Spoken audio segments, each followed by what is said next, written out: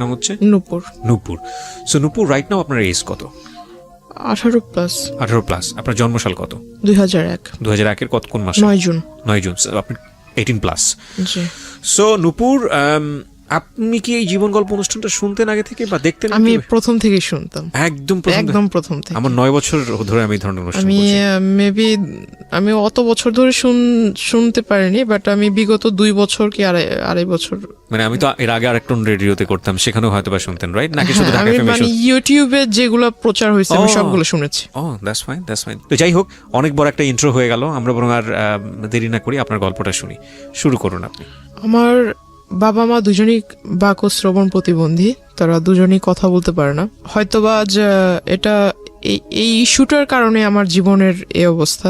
ছোটবেলা থেকে আমি ভালোবাসা কি সেটা পাইনি, বাবা মার ভালোবাসা কি, বড় ভাই বোনের ভালোবাসা কি, আমি আসলে। বাক এবং শ্রবণ প্রতিবন্ধী কি তারা জন্ম থেকে ছিলেন? আমার বাবা জন্মগত ভাবে, কিন্তু আমার মা এসএসসি কমপ্লিট করেছে, তারপর একটা পারিবারিক অনুষ্ঠানে তার টাইফয়েড জ্বর হয়। পারিবারিক অনুষ্ঠানে আপনার রং খেলা হচ্ছিল, গ্রামের বিয়ের ভিতরে যেমনটা হয়। তো রং নাক মুখ দিয়ে গিয়ে খুব খিচুনি হয়, তারপর টাইফয়েড জ্বর থেকে আসলে তার জবানটা চলে যায়। তারপর অনেক চেষ্টা করা হয়েছিল ডক্টরের কাছে, মানে ততক্ষণ অবধি খুব দেরি হয়ে যায় এবং রংটা টোটালি ব্রেনের সাথে জমে যায়, যার ফলে আর কোনো তাকে ঠিক করার উপায় ছিল না। ঠিক করার উপায় যদি থাকতো তাও 99% তার মৃত্যুর চান্স ছিল, যার জন্য তাকে এভাবেই মানে রাখা হয়। আমি এখানে একটু বলে নিচ্ছি, ওনার মা আছেন স্টুডিওর বাইরে এবং ওনার গল্পের প্রেক্ষাপটে হয়তো ওনার মা আসবেন এখানে যদি প্রয়োজন হয়। শুধু মা না, ওনার ছোট বোনও আছেন। আপনারা ধৈর্য ধরে পুরো ভিডিওটা দেখবেন এবং একই সাথে পুরো অনুষ্ঠানটা আপনারা শুনবেন প্রিয় শ্রোতা। প্রয়োজন হলে আমরা ওনাদেরকে স্টুডিওতে নিব। আমি সরি, মানে খুব খারাপ লাগছে শুনতে। তো এই কারণেই মূলত আপনার বাবার সঙ্গে আপনার মাকে বিয়ে দেওয়া হয়েছে? না, আমার মা খুবই সুন্দরী ছিল। আমি আপনার মাকে দেখে আমি বুঝেছি উনি টিনেজে আরো সুন্দর ছিল, তার চুলগুলো খুব সুন্দর ছিল। তার জন্য বিএফডিসি থেকে অনেক প্রপোজাল এসেছিল ফিল্মের জন্য, অভিনয় করার জন্য। হ্যাঁ। তো আমার বাবাও ফিল্ম এফডিসিতে কাজ করতো। তো বাবা অ্যাকচুয়ালি, মা ওখানে যেত শুটিং দেখার জন্য যেত, কিন্তু তখনই হয়তো বাবার পছন্দ হয়ে যায়, যেহেতু বাবাও কথা বলতে পারতো না, কিন্তু ওনার সাইন ল্যাঙ্গুয়েজটা খুব ভালো ছিল। আচ্ছা। তো বাবা মাকে দেখে পছন্দ করে ফেলে। এক পর্যায়ে আমার মার পিছু করতে করতে আমার বাড়িতে চলে আসে, সে মানে মুখের উপরে বিয়ের প্রপোজাল দিয়ে ফেলে।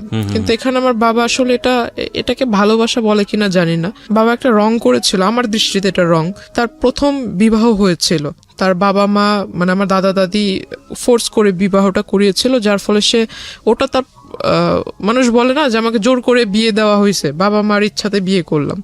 তো আমার বাবাও সেটা করেছিল, কিন্তু সেই ওয়াইফের প্রতি আমার বাবার মন থেকে কোনো ভালো লাগা ছিল না, যার ফলে সে ছোটবেলাটা কাটিয়েছে ঢাকাতে। তো আমার আম্মুকে সে খুব পছন্দ করতো, আর ওটাই আমার আম্মুকে বলা যায় যে আমার আম্মুকে মন থেকে সে পছন্দ করে বিয়ে করেছে। এটা আমার ফ্যামিলির কেউ জানতো না। যখন আমি আমার আম্মুর পেটে, তখন মেবি বিষয়টা একটু ফ্লাশ হয় যে আমার বাবা এখানে রেগুলার আসে, হঠাৎ কোথায় চলে যায়, কোথায় থাকে সে। আস্তে আস্তে যখন আমার জন্ম হয়, তখন আমার আম্মুর বিয়েতে যারা সাক্ষী ছিল বা বাবার ফ্রেন্ড ছিল যারা কথা বলতে পারে না, সেখান থেকে একটা জিনিস লিক হয় যে তার দেশের বাড়িতে ওয়াইফ আছে, তাদের ছেলে মেয়েও আছে। তখন আমার বাবা আসলে এটা টোটালি খোলসা করে সবার কাছে বলে যে আমি আসলে ওকে ভালোবাসতাম, ওকে যদি এটা বলতাম তাহলে তো তাকে বিয়ে করতে পারতাম না। তখন বিষয়টা আসলে ওপেন হয়। তখন আমার মা খুব রাগারাগি করে, এটা স্বাভাবিক, প্রত্যেকটা মহিলাই করবে। মা সুইসাইড করার চেষ্টা করে, তখন বাবা অনেক বুঝায়। তারপর দুই ওয়াইফকেই বাবা ডিসিশন নেয় যে একই সাথে রাখবে, একই ফ্ল্যাট ভাড়া করে একই জায়গায় রাখবে দুজনকে। এটা আসলে তো কখনো বাংলাদেশের ওয়েদারে সচরাচর এরকম হয় না যে দুইজন ওয়াইফ একসাথে থাকবে, রাজি হবে। তো আমার মা কিছুটা মেনে নিয়েছিল, কিন্তু ওনার ওই আগের ওয়াইফটি একটু অন্যরকম ছিল। উনি আসলে, আমার মা যেহেতু কথা বলতে পারতো না, কিন্তু উনি কথা বলতে পারতো। তো ওনার চাল চলন একটু অন্যরকম ছিল। বাবা আমাকে খুব আদর করতো, বাবা আমার জন্য যা নিয়ে আসতো এগুলো করতে ওই মহিলা আমার আম্মুর অগোচরে নিয়ে তার বাচ্চাদের দিয়ে দিত। আমার মা জিজ্ঞাসা করতো আমার মেয়ের খাবার ওদের দিচ্ছে, দুজনের জন্য তো সমান সমান আনছে। এক পর্যায়ে আমার মাকে, মানে বাবা ছিল না ওই দিন, মা রান্না করতেছিল, মাকে নাকি পিছন থেকে এসে ওই পা বটি দিয়ে মানে জবাই করার জন্য পিছন থেকে আসে। মা যখন পিছনে ঘুরে তখন দেখতে পায় মা তাকে ধাক্কা দিতে গেছে, তখন সিলিন্ডার দিয়ে মানে আমার মার মাথায় আঘাত করে সে। তখন এই বিষয় নিয়ে অনেক ঝগড়াঝাটি হয়। মা এটা নিয়ে একটা মেবি জিডি টাইপের কিছু একটা করেছিল। বাবার সাথে অনেকটা সম্পর্কটা ডিস্টেন্স হয়ে যায়। তারপর আমার নানু মাকে নানুর বাড়িতে এনে রাখে। তখন থেকে আমার জন্মটা আসলে ঢাকায়, আমি তখন থেকে নানুর বাড়িতে। আচ্ছা, দাদার ভালোবাসা কি, দাদুর ভালোবাসা কি, চাচার ভালোবাসা কি, আমি আসলে এগুলো পাইনি। মানুষ বলে না যে কেউ যদি মানুষ হয় দাদার বাড়িতে থাকলেই ভালোভাবে মানুষ হতে পারে, নানা নানির বাসায় থাকলে ওইভাবে মানুষ হওয়া যায় না। আমার সবচাইতে বড় একটা আফসোস হলো যে আমি আমার মাকে কখনো মা বলে রাখতে পারিনি। কেন? কারণ শুনবে কিভাবে সে? আর যতটুকু শুনে ততটুকু হলো যে মা অন্য সবার সাথে সাইন ল্যাঙ্গুয়েজে কথা বলে। আমার যখন খাবারের সময় হয় তখন আমাকে মানে জান্নাত তো বলতে পারে না, তবে নূপুর শব্দটা একটু বোঝা যায় সে যখন বলে, তো নূপুর বলে ডাকে, ওটা আমি বুঝি। আর আমি যদি তাকে যাই বলবো না কেন সে সবই বোঝে। আমি আমার মার বাবার সবার কথা মানে একদম ভালোভাবে বুঝি। আমি যখন অন্যদের দিকে দেখি যে তারা বাবা মাকে কোনো কিছু চাওয়ার হলে, বাবা আমার এটা লাগবে, বাবা ওটা লাগবে, মাকে বলবে, কোনো প্রবলেম হলে বাবা মার সাথে শেয়ার করবে, আসলে আমার লাইফে আমি ওগুলার কখনো সুযোগ হয়নি। Just because of language barrier. তাছাড়া আমার যেহেতু আমি বড় ছিলাম, আমার পর আমার 3টা ভাই মারা যায়। কি বলো ওটাকে, মানে ডেলিভারি টাইমটা হতো, তখনই আমার আম্মুর মানে জ্বর হয়ে যেত, প্রচুর জ্বর হয়ে যেত। জ্বরের ফলে বেবিটা ভিতরে বয়েল হয়ে যেত, মানে একদম, মানে যখন ভূমিষ্ঠ হতো তখন ডক্টর আমাকে দেখিয়েছে। আমার মার হাই প্রেশার, তো আম্মুকে কখনো এটা ডক্টর দেখায়নি, 3টা বাচ্চাই দেখায়নি, আমাকে দেখিয়েছে। আমি কোলে নিয়েছি, যখন হাতে টাচ করেছে চামড়াটা উঠালে এভাবে উপরে উঠতো, ভিতরেই সিদ্ধ হয়ে গিয়েছে। তখন আমার খুব ছোটবেলা থেকে আমার বাবার খুব ছেলের প্রতি খুব আকর্ষণ ছিল, যে একটা মেয়ে একটা ছেলে থাকবে। ছোটবেলাটা ওই নানা নানির বাসায় কাটানো। মার ভূমিকা, বাবার ভূমিকা নানা নানি পালন করেছে লেখাপড়া থেকে। মানে আমার এলাকার মানুষ এখনো বলে, যখন আমি খুব রাগারাগি করি বা খুব কষ্ট পাই, তখন আমাকে এখনো বলে যে এই এলাকাটাতে কোনো ফ্যামিলিতে এমন কোনো বাচ্চা নেই যার কোনো মানে সম্পূর্ণ চাহিদা কোনো ফ্যামিলি সম্পূর্ণভাবে মানে পালন করেছে বা দিতে পেরেছে। কিন্তু আমার একটা ফ্যামিলি ছিল, মানে নানুর যেহেতু টাকা পয়সা যাই ছিল মোটামুটি খুব ভালোই ছিল, সম্পত্তি যা ছিল এগুলো আমাদের জন্য বিক্রি করে, তার নিজের ছেলের জন্য না করে আমাদের জন্য সে বিক্রি করে আমাদেরকে খাওয়াইছে। এখনো অবধি মানে আমাদের কোনো কাজ করতে হয় না, বসে বসে খাচ্ছি। মার বিয়ের পর আজ আমার 18+ চলতেছে, প্লাস আমার আম্মু বিয়ের সম্পূর্ণ বয়সটাই তার মার বাসায়। তো আসলে এগুলো তো আসলে খরচের বিষয় আছে, তাই না? এগুলো কয়জনে করে?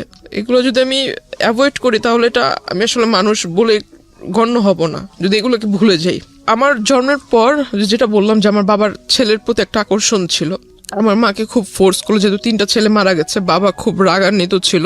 আমার পরপর যে বাচ্চাটা মারা যায় সেটার ফলে আমার বাবার একটা সন্দেহ ছিল যে আমার নানি এটা মেরে ফেলেছে। কারণ আমার নানি ভাবতো হয়তো যে আমার মেয়ে এখানে, আবার একটা নাতনি এখানে, আবার একটা বাচ্চা হলে এটার খরচ কে বহন করবে। আমার বাবার একটা ভুল ধারণা ছিল এটা, আমার মনে হয়। বাবা এটা মানে পুলিশ কেস পর্যন্ত গড়িয়ে গিয়েছিল যে আমার শাশুড়ি বাচ্চাটাকে মেরে ফেলেছে, এরকম খুব একটা ঝামেলা হয়। তারপর আমার মা বলে যে এরকম কিছুই না, ওটা একটা দুর্ঘটনা ছিল, অ্যাক্সিডেন্ট। তারপর বাবা খুব ফোর্স করে মাকে পরবর্তী বাচ্চা নেওয়ার জন্য।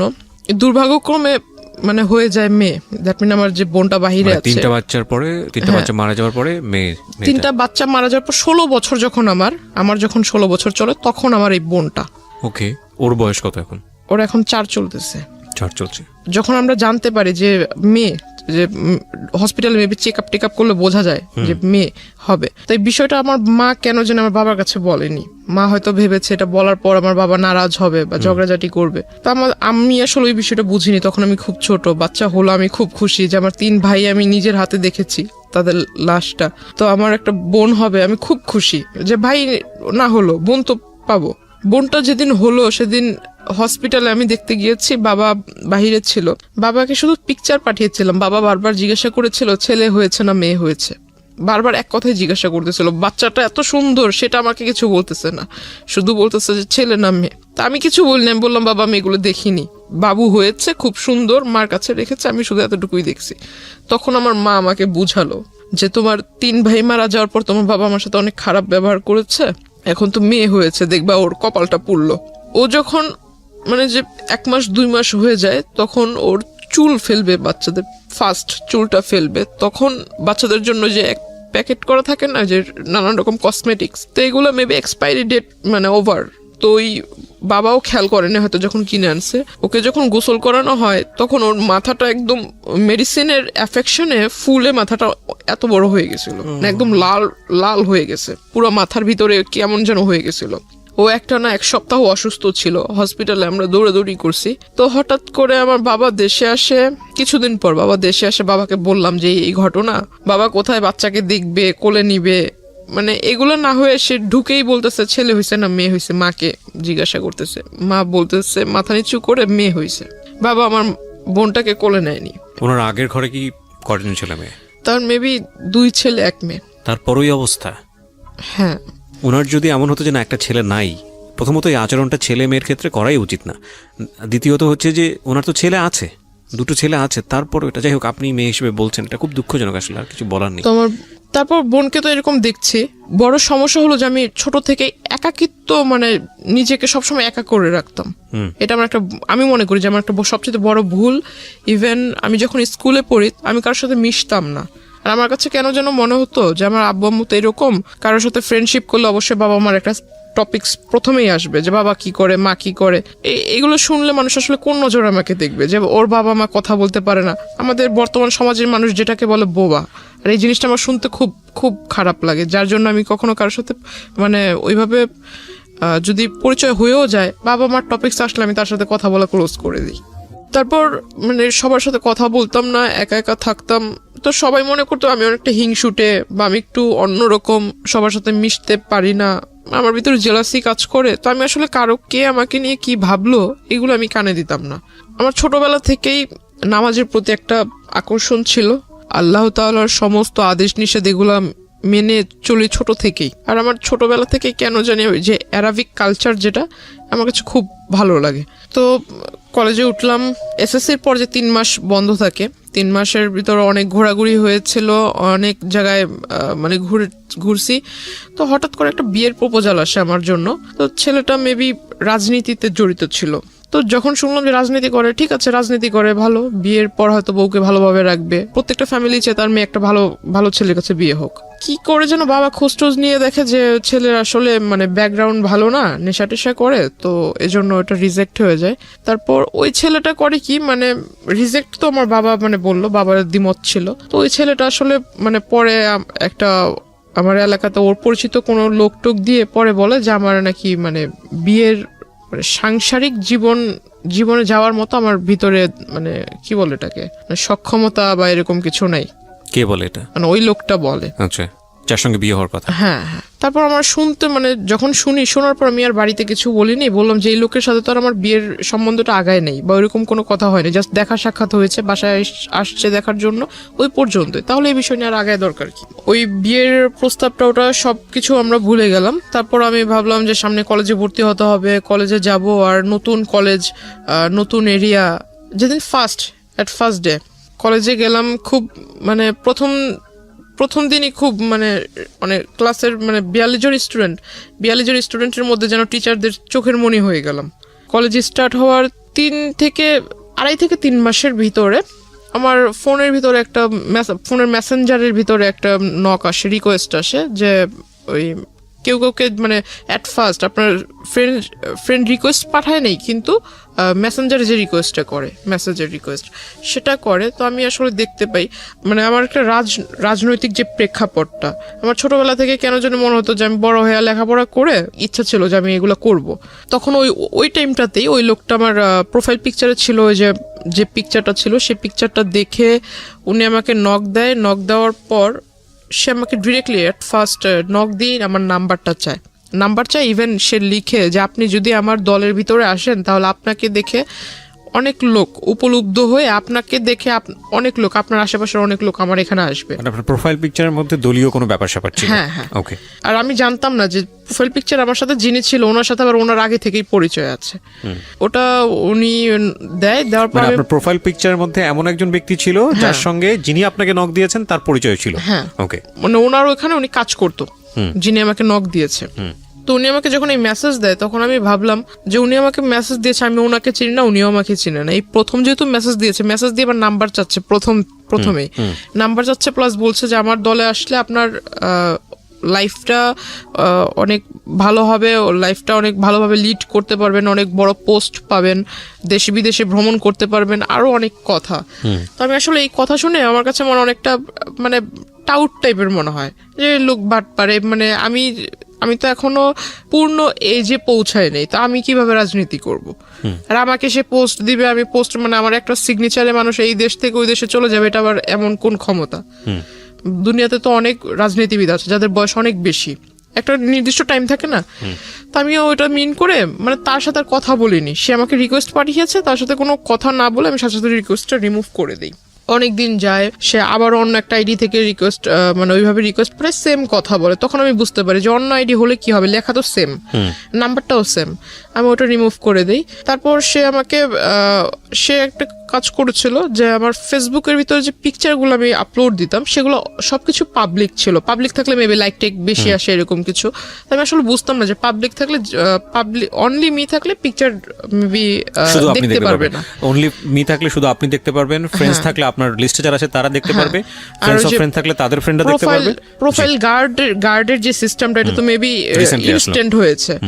তো তখন প্রোফাইল পিকচারে ওইরকম লকটক সিস্টেম ছিল না, পিকচারটা সে ডাউনলোড করে রেখেছে, ডাউনলোড করে মেবি ওই যে প্রিন্ট আকারে বের করেছে। তারপর আমার ওখানে ইউনিফর্ম পরা কিছু ছবি ছিল, ইউনিফর্মের সাথে আপনার যে আইডি কার্ডের যে লেসটা হয়, লেসের ভিতরে কলেজের নাম ছিল, সে সমস্ত কিছু ডাউনলোড করে মানে টোটালি অ্যাডভান্স ছিল, কোন পিকচারে মানে কোন ডেটে কোন পিকচার ছেড়েছি, আজকে একটা পিকচার ছেড়েছি, যে কমেন্ট করেছে সে কালকে পিকচার স্টাডি করেছে জিনিসগুলো, হ্যাঁ সমস্ত কিছু সে নোট করেছে, প্লাস স্ক্রিনশট রেখেছে কারা কারা মানে রেগুলার কমেন্ট করে, লাইক করে, প্লাস ওইখানে আপনার লাইক কমেন্ট এন্ড স্মাইলি দেওয়ার সিস্টেম আছে, এন্ড লাভ চিহ্নর মেবি একটা রিঅ্যাকশন আছে, ওইরকম কারা কারা দেয়, হ্যাঁ সমস্ত কিছু। সে একটা মানে তার একটা অস্বভাব ছিল কি সবকিছু লিখে, মানে কাগজ কলম তার কাছে মানে সবকিছু লেখার ভিতরে সে এক্সপার্ট ছিল। তো এরকম নোট করে রাখে, ছবি টবি প্রিন্ট করে রাখে, যা যা ছবি ছিল সমস্ত ছবি সে ডাউনলোড করে।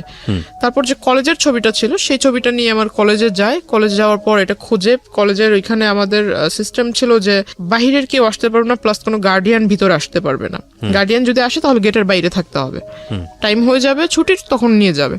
তো সে করতো কি যে কলেজ গেটের এখানে যারা পাহারাদার থাকতো, আনসার টাইপের কিছু লোক ছিল, তো এদেরকে পিকচার দেখাতো। এখন স্টুডেন্ট অনেক, কয়জন রে ওই দারোয়ানরা মনে রাখবে, তো এটা আসলে পসিবল হয় না। সে করতো কি রোডের ওই পার অপোজিটে ছিল আপনার ছোট একটা ক্যাফে শপ, সেখানে মানে আমি কখনো আসলে যেতাম না, তো ওইখানে এসে মানে ভিতরে গ্লাস সিস্টেম ছিল, ভিতরে বসে বাইরে দেখা যাবে কিন্তু বাইরে থেকে কেউ বুঝতে পারবে না যে ভিতরে কেউ আছে কিনা, এমন সিস্টেম ছিল। তো সে ভিতর থেকে আমাকে ফলো করতো, ইভেন সে দারোয়ানকে আর ওই ক্যাফের ওই যারা সার্ভিস করে, সার্ভ টার্ভ করে, ওয়েটার, এদেরকে মানে টাকা দিয়ে রেখেছিল। যে এটা তো আপনি একদম পরে গিয়ে জেনেছেন, ইনিশিয়ালি তো আপনি এগুলো জানতে পারেননি, যখন তার সঙ্গে আপনার পরিচয় হয়েছে বা সামথিং, আমি গেস করছি যে কিছু একটা হয়েছে, ইনিশিয়ালি আপনাকে নক করলো কিভাবে সেদিকে একটু জান প্লিজ। হ্যাঁ, তো মানে তার সাথে আমার কিভাবে পরিচয় হয় এটা সেই জায়গাটাই জান। আচ্ছা, তারপরে কি তো আপনি জানতে পেরেছেন এগুলো? আমি ফলো করি, মানে সে যে দোকানে বসে থাকতো তখন আমি এটা ফলো করছি বেশ কয়েকদিন, কারণ যে তার প্রথম আইডি থেকে যখন আমাকে নক করে সেখানে পিকচার ছিল পাসপোর্ট সাইজ, মানে সে আরো মেবি আরো 10 বছর আগে পিকচার তুলেছিল সেই পাসপোর্ট সাইজের ছবি, কিন্তু সে বর্তমানে যেরকম দেখতে এমন কোনো পিকচার ছিল না। আর তার প্রোফাইলে যেহেতু তার সাথে আমার ফেসবুক ফ্রেন্ডশিপ ছিল না, তো তার ওইখানে ঢুকে জাস্ট তার অতীতের যে কিছু কিছু পোস্ট সেটা দেখতে পাচ্ছিলাম। রিসেন্টলি যে পোস্টগুলো আপলোড করেছে এগুলো দেখার কোনো সুযোগ ছিল না আমার জন্য। পিকচারে যেটা দেখেছিলাম প্রোফাইল পিকচারে কিছু কিছু আইডিয়া ছিল, যদি আমি তার ওই ড্রেস আপ বাদ দিয়ে শুধু ফেসটার দিকে ফোকাস করি, গুগলস বাদ দিয়ে যদি ফেসটাকে দেখি তো কিছুটা মিল পাচ্ছিলাম। এই লোক আমাকে নক করেছিল, আর এই লোকটাই প্রতিদিন এভাবে এই জায়গায় দাঁড়িয়ে থাকে, এভাবে আমার দিকে তাকিয়ে থাকে। অনেক মেয়েই তো আছে, সে আমাকে দেখে দেখে মুস্কি হাসির মানে কি, তাই না? এটা কিছু কিছু তো বুঝতে পারি। তাকে ওটা দেখলাম, অনেকদিন লক্ষ্য করলাম, হঠাৎ একদিন সে আমাকে ডাকে, আমাকে আমার নাম ধরেই ডাকে, প্রোফাইলে যে নাম ছিল সে নাম ধরে ডাকে, তখন আমি মানে একদম শিওর যে এই লোককে তো এতদিন আমি সন্দেহ করছিলাম, আসলে সে আমার জন্য এখানে আসছে, এটা তখন বুঝতে পারলাম। তারপর ওই দিন আর তাকে রেসপন্স দেইনি। কিন্তু ইন দ্য মিন টাইম নিশ্চয়ই আপনার ওই লোকটার সঙ্গে কোনো কথোপকথন হয়েছে না, যে কারণে সেখানে আসছে, নাকি শুধুমাত্র না হাই না, হ্যালো সে ওই ছবি দেখে হাই হ্যালো ছবি দেখি সে আপনাকে ফলো করছে? মানে সে তো আমাকে নক করেছে ফেসবুকে অনেকবার, কিন্তু আমি তাকে রেসপন্স দেইনি। আচ্ছা, সে ওই পিকচার দেখেই মানে কনফার্ম হওয়ার জন্য এখানে আসছে। ওকে। প্লাস সে করেছে কি, যে কয়দিন আমার সাথে মানে প্রথম দিকে আমার সাথে যখন কথা বলার চান্সটা হয়নি, সে করেছে কি আমার সাথে যাদের পিকচার ছিল আপলোড করেছিলাম, যারা সেকেন্ড ইয়ারের স্টুডেন্ট ছিল, এদের সাথে একটা ভালো কম্বিনেশন করে ফেলেছে। কিভাবে কম্বিনেশন করেছে, সে পরিচয় দিয়েছে সে আমার দাদু, আপন দাদু। আমার বাবা মা দেশের বাইরে থাকে। আর আমি যেটা করেছিলাম, আপনাকে প্রথমে বলেছিলাম যে আমার অ্যারাবিক কালচারের প্রতি একটা মানে কি বলে এটা, ঝোঁক ছিল, ভালোবাসা ছিল। হ্যাঁ, মানে ওটা আমি মেনটেন করতাম আর কি। তো আমি করেছিলাম যে যারা, তখন আমি আসলে বুঝতাম না, আইডিটা যেহেতু আমার ক্লাস 8 থেকে শুরু, তো আমি আসলে বুঝতাম না। আমি অনেকেরই দেখেছি যে ফেক আইডি তৈরি করে, তখন বুঝতাম না ফেক আইডি কি। অনেকে অনেক রকম ডিটেলস দেয় যে আমি থাকি এখানে কিন্তু অ্যাড্রেস দেয় অন্য জায়গার। তো আমি যেহেতু অ্যারাবিক কান্ট্রি লাইক করতাম, তো আমি করেছিলাম কি যে ইউনাইটেড মানে আপনার দুবাইয়ের একটা অ্যাড্রেস দিয়েছিলাম, স্কুলও ওইখানকার দিয়েছিলাম। তো আমি মানে আরবিতেও ভালো, ইংরেজিতে মোটামুটি ভালো, বাংলায়ও ভালো। তো আমার মানে এটা দিলে কে এটা দেখতে আসবে, আমার ধারণা ছিল এরকম। আর আইডিটাও খুলে দিয়েছিল আমার এক ভাগিনা। তো আসলে পাসওয়ার্ড টাসওয়ার্ড সব ও জানতো, এগুলোর প্রতি এটা যে আসলে ইম্পর্টেন্ট এটা আর আমার মাথায় ছিল না। সে ওই জিনিসটা আসলে নোটিস করেছে যে আমি দুবাইয়ের নাগরিক, আমার বাবা মা ওখানে থাকে, সেও এটা পরিচয়। ঠিক আছে, আমার বাবা মা দুবাইতে থাকে, আমি ওইখানে স্কুলে লেখাপড়া করেছি, বাংলাদেশে আসছি বড় হয়ে, এখন এখানে কলেজে পড়তেছি। সে জানে না যে আমি বাংলাদেশি হাই স্কুল আর প্রাইমারি লেভেল পার করেছি। সে মনে করছে আমি দুবাইতে লেখাপড়া করেছি, দুবাইয়ের নাগরিক, সিটিজেনশিপ আছে, তার ফিলিংস ছিল এরকমটা। তো সে করে কি, সেকেন্ড ইয়ারের যে মেয়েরা ছিল তাদের সবার কাছ থেকেই মানে সে ডিটেলস নেয় যে আমি আসলে কোন টাইমে কলেজে আসি, আমার সাথে আসলে কারো অ্যাফেয়ার আছে কিনা, আমি যখন কলেজে আসি কোনো ছেলে টেলে আমাকে আগায় দিতে আসে কিনা, এভরিথিং ডিটেল সে নেয়। প্লাস আমার কোনো গার্ডিয়ান কোনোদিন কলেজে এসেছে কিনা। তখন 2-1 মেয়ে বলে যে হ্যাঁ ওর সাথে তো একজন মহিলা এসেছিল, দ্যাট মিন আমার মার কথা, একজন মহিলা এসেছিল, সাথে বেবি ছিল। তো ওই লোক বলছে যে ওর মানে কোন মহিলা এসেছিল আইডিয়া আছে কিনা। তো আপনার সঙ্গে এগুলো আপনি জেনেছেন কিভাবে? মানে ওই মেয়েদের কাছ থেকে। আচ্ছা, ওই মেয়েরা এসে আপনাকে নক করেছে? মানে ওরা মেয়েদের সাথে, আমার সাথে তো তার কথা হচ্ছে না, কিন্তু ওই মেয়েদের সাথে সে ভালো একটা কন্ট্রিবিউশন করে ফেলছে। সো পরবর্তীতে মেয়েরা এসে আপনাকে এটা বলেছে? আমাকে বলেছে, মানে যেমন গতকালকে ঘটনা ঘটেছে, আজকে এসে বলছে যে এরকম একজন তোমাকে খোঁজ করছিল।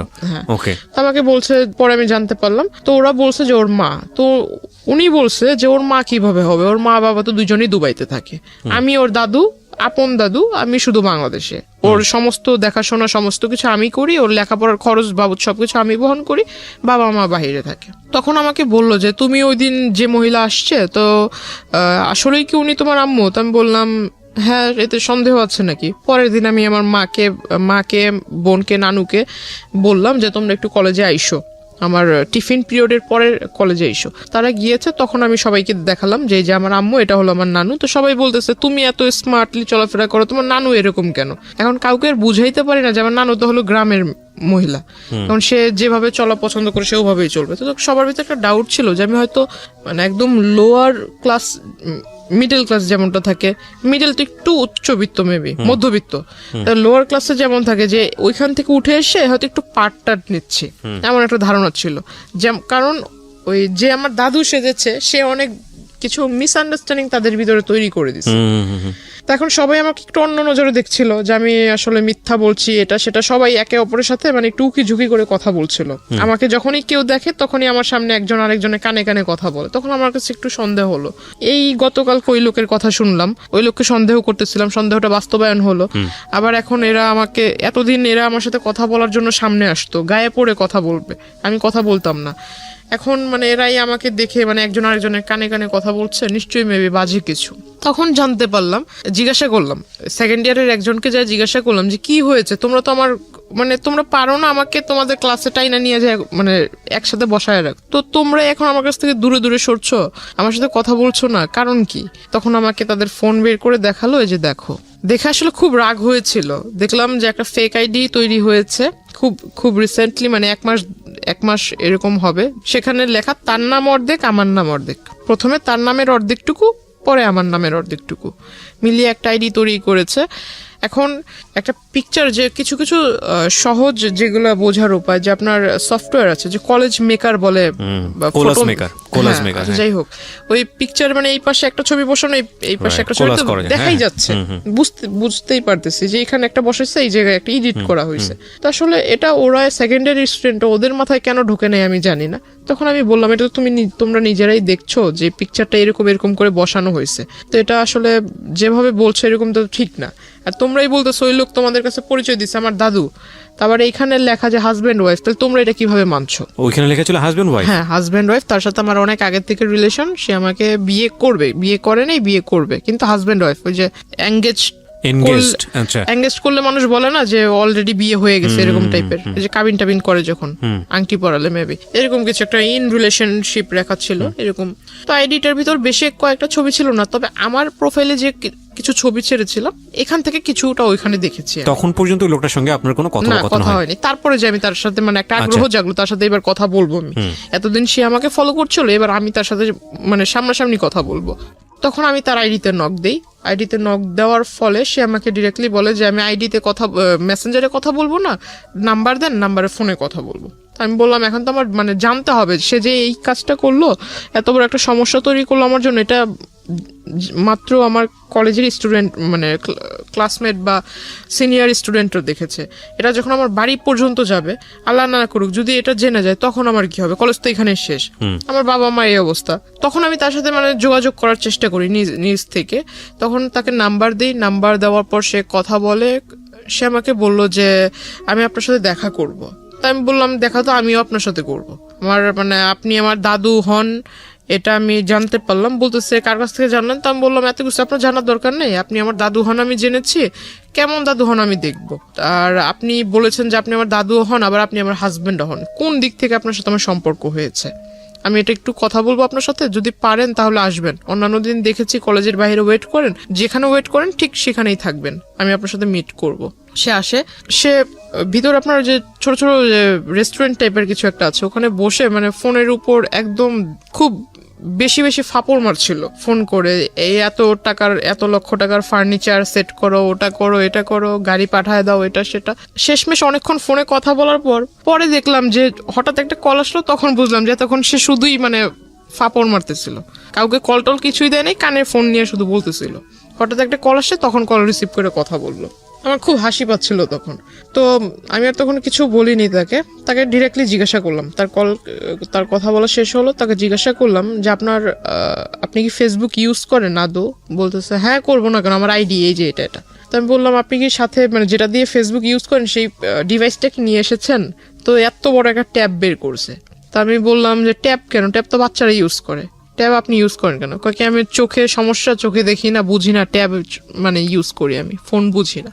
আমি বললাম ভালো। বলতেছে যে আমার বাসায় আইফোন, আইপ্যাড পড়ে আছে, ম্যাকবুক পড়ে আছে, আমি ওগুলো বুঝি না, কিন্তু এই ট্যাব বুঝি। আমি বললাম ভালো, একটু বের করেন আপনার প্রোফাইলটা আমি দেখবো। তার কাছ থেকে ফোন নিয়ে সে মনে করছে আমি শুধু তারটা চেক করবো, তার মানে যে মিছিল টিসিল করছে এগুলোর ছবি টবি দিয়ে ভরা, সে ভাবছে যে আমি ওগুলো দেখবো। দেখার পর দেখলাম বাপরে বাপ, সে তো আমার এই কাহিনী বাদ দেই, এর আগে অনেক মেয়ের ছবি টবি দিয়ে এগুলা করেছে। আমি আর ওগুলো দেখিনি, জাস্ট আমার ছবি দিয়ে যেটা করেছে সে ওটার ভিতরে ঢুকার পর ওটা দেখলাম। দেখার পর সাথে সাথে আমি ওইটার ভিতরে আপনার লগ আউটে ঢুকে, ওখানে লগ আউট করার আগে করেছি যে আইডি ডিঅ্যাক্টিভ করে দেয় না, সে তো বুঝবে না, সে বোঝে কিনা সেটার আমি জানতাম না যে আদৌ সে এগুলো এই সম্বন্ধে আইডিয়া আছে কিনা। লগ আউট করার আগে ডিঅ্যাক্টিভ করেছিলাম মেবি, তারপর আমি ওইটা এখান থেকে কেটে দিই। এখানে একটু বলে রাখি, ডিঅ্যাক্টিভ করলেও এটা কাজ, আপনি যখন পরবর্তীতে আবার ঢুকবে তখন ওটা অটোমেটিক্যালি অ্যাক্টিভ হয়ে যাবে। আইডি ডিঅ্যাক্টিভ হলে যে সেটা পার্মানেন্টলি ডিলিট হয় বিষয়টা এরকম না, পার্মানেন্টলি ডিলিটের আলাদা একটা অপশন আছে। হ্যাঁ, সো আইডি ডিঅ্যাক্টিভ করা মানে হচ্ছে আইডিটাই অ্যাক্টিভ না। ওই দিন যে করে দিয়েছে তারপর আর ওই আইডি সে চালায় নাই। আচ্ছা fine, it's very interesting. But ID deactive করলে আইডিটা ডিঅ্যাক্টিভ হয় না, ওইটা আলটিমেটলি একটা রিজিউম হয়ে থাকে। আপনি যখনই আবার আইডিতে ঢুকবেন সঙ্গে সঙ্গে ওটা অ্যাক্টিভ হয়ে যায়। হ্যাঁ বলেন। তো আমি ওটা করে দিলাম, দেওয়ার পর মানে তখন একটু চিন্তা করলাম যে এই লোকের সাথে মানে কোনো মতো কথা বলে আমার যা কাজ করার ছিল করছি। আর ওখানে দেখলাম যে মেসেঞ্জারে ঢুকে দেখলাম ওই আইডিটাতে যে আমার আইডিতে যারা রেগুলার লাইক কমেন্টস দিত এদের আইডি প্রোফাইলে ঢুকে এদের মেসেঞ্জারে মানে কারোর সাথে ফ্রেন্ডশিপ করেনি, বাট মেসেঞ্জারে ঢুকে ঢুকে খুব বাজে বাজে কথা বলছিল, তুই করে অনেক বাজে বাজে কথা বলছিল যে আমার ওয়াইফ, ও আমার হাজবেন্ড, তুই আমার সাথে ওই আমার আইডিতে কেন এইগুলা করিস, ওটা মানে খুব বাজে বাজে লেখা ছিল। তার ওখান থেকে বের হওয়াটাই আমার জন্য ইম্পর্টেন্ট ছিল, তো আমি তার সাথে ওটা তো করে দিছি, কাজ শেষ। তার ট্যাব তার হাতে দিয়ে দিলাম। তারপর সে আমাকে বলতেছে যে আপনার বাবা মা কেমন আছে, আপনার বোন দেখলাম খুব সুন্দর, তারপর বললো যে বিয়ে শাদীর মানে কাউকে পছন্দ টছন্দ করেন কিনা এটা সেটা। তো আমি বললাম আপনি আমার কলেজের যা পরিচয় দিয়েছেন আপনি আমার দাদু, তো আমাকে এখানে আপনি বলার দরকার নেই, তো তুমি করে বলেন, দাদু তো আপনি আমাকে নাতনি বলে ডাকেন, আমি আপনাকে দাদু বলে ডাকবো। তো ওইখান থেকে সে খুব মানে বিষয়টাকে খুব ফানি নিয়েছিল, কিন্তু আমার ভিতর তো খুব রাগ হচ্ছে।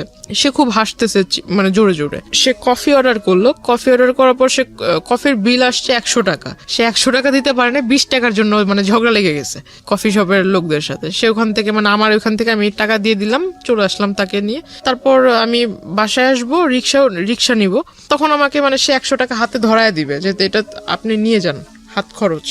তাই আমি বললাম যে আপনি 20 টাকা ওখানে দিতে পারলেন না, আপনি আমাকে 100 টাকা দিচ্ছেন হাত খরচ। তো বলতেছে না এটা কফির দাম আর কয় টাকা। কাজ ছিল যেটা আসলে সে কাজটা যে করেছে তার এখান থেকে করেছে কিনা আমার এটা দেখার প্রয়োজন ছিল। প্লাস যদি আমার মাথায় টেন্ডেন্সি ছিল যদি এটা সে তার ডিভাইস থেকে করে থাকে, সেই ডিভাইস যদি তার সাথে থাকে আমি সেটা ওখান থেকে ডিলিট করে দিব, গেল এই প্রবলেম। সে যদি মানে নেটওয়ার্কিং সাইটে যদি ভালো জ্ঞাত থাকে তাহলে ভালো, আর যদি জ্ঞাত না থাকে তাহলে এটা আমার জন্য প্লাস পয়েন্ট। ওইখান থেকে যদি আমি ডিলিট করে দিই তাহলে সেটা আর সে করতে পারবে না। রাইট, আমরা এখানে দুটো জিনিস যুক্ত করতে চাই গল্পটার শক্ত অবস্থান করার জন্য, কারণ ইতিমধ্যে অনেকের মনেই অনেক ধরনের প্রশ্ন চলে এসছে। এই লোকটার সঙ্গে এই যিনি আজকে আমাদের এখানে আছেন গেস্ট, জান্নাতের মূল যে জায়গাটা থেকে সম্পর্ক, ঠিক সম্পর্ক না মানে এই ধরনের যে আদান প্রদান হচ্ছে বা এক ধরনের যোগাযোগ তৈরি হয়েছে, সেটার মূল কারণটা হচ্ছে জান্নাতের একটা পলিটিক্যাল ব্যাকগ্রাউন্ড আছে যেটা আমরা এখানে রিভিল করিনি, এবং সে চাইতো পলিটিক্স করতে, যে কারণে তার প্রোফাইল পিকচারে সে যাদের সাথে মুভ করেছে সেই সব মানুষদের ছবি ছিল, এবং যেই ভদ্রলোকটি তাকে নক দিয়েছে তিনিও পলিটিক্সের সঙ্গে জড়িত ছিলেন, এবং তিনি ওই তার এরিনার হওয়ার কারণে ওর প্রোফাইলে নক দিয়েছে। নক দেওয়ার পরে ওদের মধ্যে কোনো এক রকমের কথোপকথন হয়েছে। সামহাও ওই পিপলটা মানে যে ভদ্রলোককে আমরা এখানে কথা বলছি তিনি জান্নাতকে ট্র্যাক করা শুরু করেছেন, এবং ট্র্যাক করে যখন কনভিন্স করতে পারছে না তখন তার নামে উল্টাপাল্টা ছড়াচ্ছে অ্যাকর্ডিং টু জান্নাত, এবং জান্নাত এইটাকে মিটিগেট করার জন্য, এটাকে সলভ করবার জন্য এই লোকটার সঙ্গে দেখা করেছে। ওকে, আমি সবসময় বলি যে স্টোরি লাইনটা হচ্ছে এটা, বিলিভ করা না বিলিভ করা এটা আপনার ব্যাপার, কিন্তু যেই জায়গাটা নিয়ে বিতর্ক থাকবে না পুরো গল্পটা বলার পরে, সেই জায়গাটা কি সেটা আমি স্টোরি বলার পরে আপনাদেরকে ক্লিয়ার করব। জি, ওইখান থেকে আমি বাসায় চলে আসি, তার টাকাটা তাকে ফিরিয়ে দিয়ে বাসায় চলে আসি। তারপরের দিন সে আবারও সেম টাইমে, আমার যে ছুটির টাইমটা ছিল, ছুটির টাইমে সে কলেজের ওখানে আসে। তারপর তাকে আমি আসলে বললাম যে আসলে আপনি দাদুর পরিচয় দিয়েছেন, এটা আসলে খারাপ কিছু না। দাদু সেকেন্ডে তো আপনি মিট করেছেন তার সঙ্গে, মানে সে কলেজের ওখানে আসছে পরের দিন, তারপর আপনি দেখা করেছেন পরের দিন আসছে। আমি কলেজ থেকে যখন বের হইতে আমার সামনাসামনি হয়েছে। আমার বাসে উঠলাম, বাস ছিল, বাসে উঠলাম, ওঠার পর সে আমাকে ডাক দিয়েছে। প্রথমে আমি আসলে এটা যেহেতু আমার কাজ যতটুকু ছিল আগের দিন তো আমি করেই দিছি, তারপর তার সাথে কিসের কথা বলা। তো আমি বাসে উঠে গেছি, সেও পিছন পরের বাসে উঠছে, ওই বাসে আর জায়গা ছিল না, পরের বাসে উঠছে। কিন্তু আপনার যে সে এত বড় একটা ক্ষতি করলো বা এরকম একটা কাজ করলো, আপনি তাকে কিছুই বললেন না? না, আমার আসলে আমার থটটা ছিল যে আমি বাড়িতে কোনোভাবে না জানুক, কারণ বাড়িতে যদি একবার জানাজানি হয়, প্রিন্সিপাল আমার কলেজের টিচারের মাধ্যমে আমার ফ্যামিলির লোক জানবে, যে আমাকে ভর্তি করতে সহায়তা করছে তার কানে যদি বিষয়টা চলে যায় তাহলে আমার লেখাপড়া ওখানেই বন্ধ হয়ে যাবে। তো আপনি তাকে এটা বললেন না যে আপনি নেক্সট টাইম এই কাজটা করবেন না বা এরকম? বিষয়টা যদি আমার বাড়িতে জানে তাহলে তো আমার কলেজেই বন্ধ না। কিন্তু যেই লোকটা আপনার এই কাজটা করলো তাকে কি কিছু বলেছিলেন যে আপনি এই কাজটা কেন? তাকে যে এখন বলবো। আচ্ছা, ওকে। তারপর আমি বাসে উঠলাম, সে ওই বাসে জায়গা পায়নি, পরের বাসে উঠেছে। তো এখানে নামলাম, সেও মানে একদম তাড়াহুড়া করে নেমে আমার মানে সামনে আসছে, বলতেছে যে একটু কথা বলে যান। আমি বললাম দেখেন আপনি আমার দাদু হিসেবে পরিচয় দিয়েছেন, ভালো কথা, আপনি যে কাজটা করেছেন, মানে সে মনে করছে আমি বিষয়টা আসলে এখনো জানি না, সে যে কাজটা করেছে আমি বিষয়টা জানিই না এটা ভেবেছে। তো আমি তাকে বললাম যে কাজটা করেছেন, কাজটা করা ঠিক হয়নি। যদি আপনার সন্তানের জায়গায় আমি নিজেকে রেখে বলি তাহলে আপনি নিজের সন্তানের মতো কারোর সাথে এরকম কিছু করতে পারতেন, বা আপনার সন্তানের সাথে যদি এরকম কেউ করতো আপনি কোন দৃষ্টিতে দেখতেন, আপনি কি করতেন? আপনি যখন এই কাজটা করেছেন আপনার মাথার ভিতরে কি বিবেকের লোপ পেয়েছিল? সে বলতেছে আমি এমন কি কাজ করেছি, আমি তেমন কিছু করিনি। তখন আমি আমার ফোন থেকে ওই আইডিটা বের করে তাকে দিলাম, এটা কি করেছেন? সে বলতেছে আমি করিনি। তখন তো আইডি ডিঅ্যাক্টিভ, আপনি কিভাবে বের করলেন?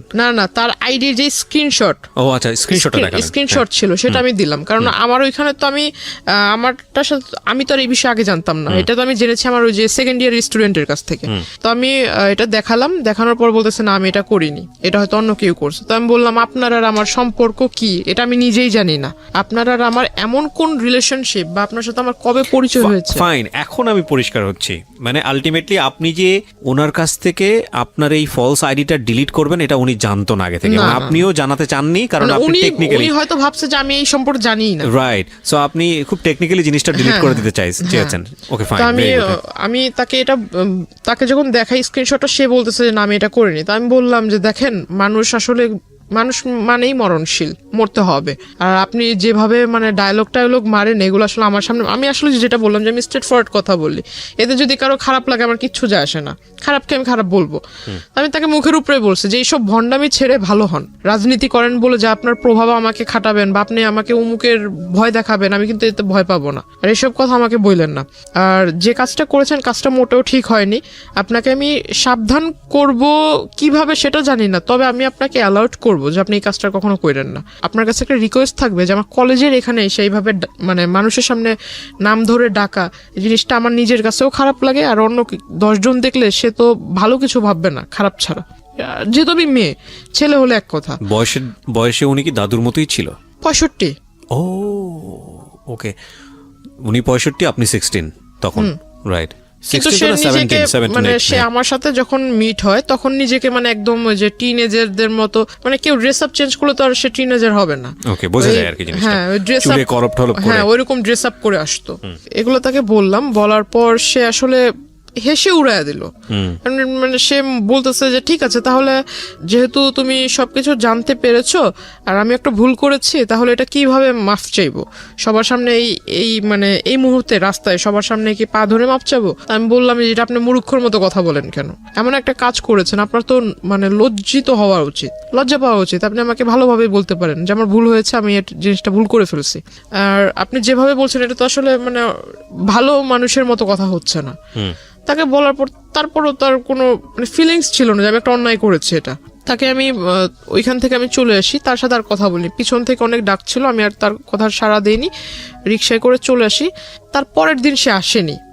ওই দিন আমার কিছু মানে ক্লাসমেট ওরা আবার ওই যে আসার সময় আপনার ওইখানে স্ট্রিট হকাররা বসতো, আবার স্ট্রিট ফুড টুটও ভালো ছিল। তো ওরা করতো কি ওইখানে একটা ঢালে এসে খাবার খেত, আইসক্রিম টেসক্রিম এগুলো সবাই আড্ডা দিত। তো আমাকে বলতেছে যে ঠিক আছে চলো, আজকে তোমার সাথে তো আমাদের ওইভাবে পরিচয় হয়নি বা ওইভাবে কথাটা হয়নি কখনো, আমাদের সাথে চলো একটু, আধা ঘন্টা লেট হলে কিছু হবে না।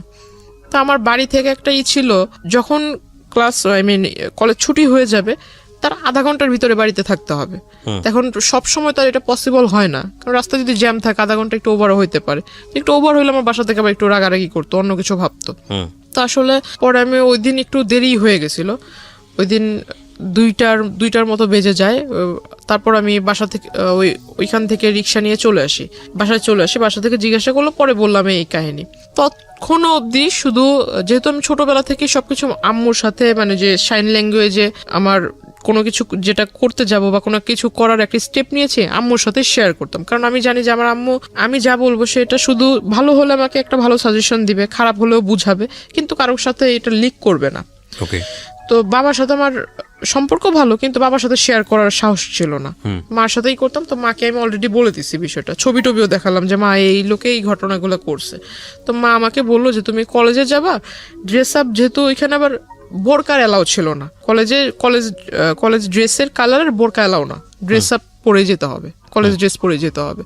তো বাসায় আম্মু আমাকে বললো কি যে তুমি ওই ব্যাগে করে যে নেকআপ বলে, নেকআপ ব্যাগে করে নিয়ে যাবা, রাস্তা পর্যন্ত যাবা, কলেজের গেটে ঢুকে নেকআপ খুলে ফেলবা, আবার কলেজ থেকে বের হয়ে নেকআপ পরে চলে আসবা। যাতে কেউ ফেস না দেখে। তো ওটা করলাম। এখন মানুষ, আমার মাথায় এটা ছিল না যে মানুষের চোখ দেখলেও মানুষকে চেনা যায়, যে আসলে চোখ দেখলে বোঝা যায় যে আমি ওই মানুষটাই এটা। তো সে কিভাবে আমার মানে ফলো করে ফেলছে ওই অবস্থাতেই। আমার নেকআপ টেকআপ বাঁধা ছিল, বাসে উঠছি, বাসে উঠে সনি হলের ওখানে নেমেছি, রিক্সায় দিয়ে 1 নম্বরে মাজার রোডের ঢালে চলে আসছি। সে দৌড়াইতে আসছে পিছন থেকে। এখানে একটা জিনিস খেয়াল রাখবেন প্রিয় শ্রোতা, ওনার না আছে কোনো আপন বড় ভাই, না আছে বাবার দিক থেকে কোনো হেল্প, মা আছেন তিনি আসলে বাক প্রতিবন্ধী, নানা এবং নানু বয়স হয়ে গেছে তাদের। সুতরাং এরকম একটা মেয়ে এরকম একটা বখাটে লোকের দ্বারা প্রতিনিয়ত হ্যারাসমেন্টের শিকার হচ্ছে। অ্যাকর্ডিং টু হার ওয়ার্ডস, যদি আমরা তাকে বিলিভ করি, তাকে তো একটা শেল্টার দিতে হবে, তাকে তো একটা সাপোর্ট দিতে হবে। অন্যান্য ভাই বোনদের ক্ষেত্রে হলে হয়তো এরকম হতো যে ভাইটা সাথে যাচ্ছে বা মাটা সাথে যাচ্ছে, তাকে গার্ড দিয়ে নিয়ে আসছে। ওর ক্ষেত্রে সেটা সম্ভব ছিল না। সো এগুলো একটু খেয়াল রাখবেন। জি বলেন। তারপর তো ওখান থেকে মানে চলে আসছি, সে পিছন থেকে দৌড়ায় আসছে। দৌড়ায় এসে মানে যে রিক্সার যে হুড যেটাকে বলে, এটা পিছন থেকে এরকম টান দিয়ে ধরেছে। তো রিক্সাওয়ালা পিছনে যখন তাকাইছে, ওই লোক হঠাৎ করে সামনে এসে বলতেছে যে তোমার সাথে আমার কিছু কথা ছিল। তাই আমি বললাম, এটা কোন ধরনের সভ্যতা? আপনি মাঝ রাস্তার ভিতরে এরকম করে আসছেন, আর একটু পরে একটু আগায় গেলে আমার নদী পার হতে হবে। তো ওখানে আমার মানে দেখা গেছে আমাদের ওই পার থেকে অনেক লোক আসা যাওয়া করে। কোনো একটা লোক যদি মানে দুর্ভাগ্যবশত দেখে ফেলে এরকম, আপনাকে আমি চিনি না, আপনি আমাকে ওইভাবে চিনেন না, এটা কিন্তু অন্য কেউ বুঝবে না, নিশ্চয়ই খারাপ একটা ধারণা করবে। আপনি এই কাজটা করছেন, এটা আসলে ভালো না। তাকে বুঝালাম। তো বলতেছে যে তুমি যদি এখন এখানে কথা না বলো তাহলে আমি কোনো কিছু একটা করে ফেলবো। তো আমি বললাম, আপনি কি করবেন না করবেন এটা আপনার বিষয়, এটা আমার কাছে তো বলে লাভ নেই। তো বলতেছে না, আমি কোনো কিছু একটা করে ফেলবো। তো আমি আসলে তার কথা মানে সে আমার এজে বড়, যদিও বড় ছিল, আমি তার আসলে এই জায়গায় মানে এরকম ধাক্কা দিই। আমি রিক্সাওয়ালাকে বলি যে তুমি যত তাড়াতাড়ি পারো যে টেনে চলে যাও, এই জায়গাটা তুমি পার করো যত তাড়াতাড়ি। তো ওইখান থেকে ওই দিন সে আমাকে পিছন থেকে আর কি বলছিল, খুব চিৎকার করে বলতেছিল যে তোকে আমি দেখে নিব, তোর এই কিসের এত তোর গৌরব, কিসের এত বাহাদুরি, এগুলো আমি দেখে নিব। প্রিয় শ্রোতা, এখানে একটা বিষয় আপনাদেরকে পরিষ্কার করতে চাই, বা জান্নাতের আজকের এই জীবনের জন্য জান্নাতের ভাষ্য অনুযায়ী যে ব্যক্তিটি দায়ী, আমরা তার নাম পরিচয় এখানে উপস্থাপন করছি না, যেহেতু এটা ইনভেস্টিগেটেড শো না।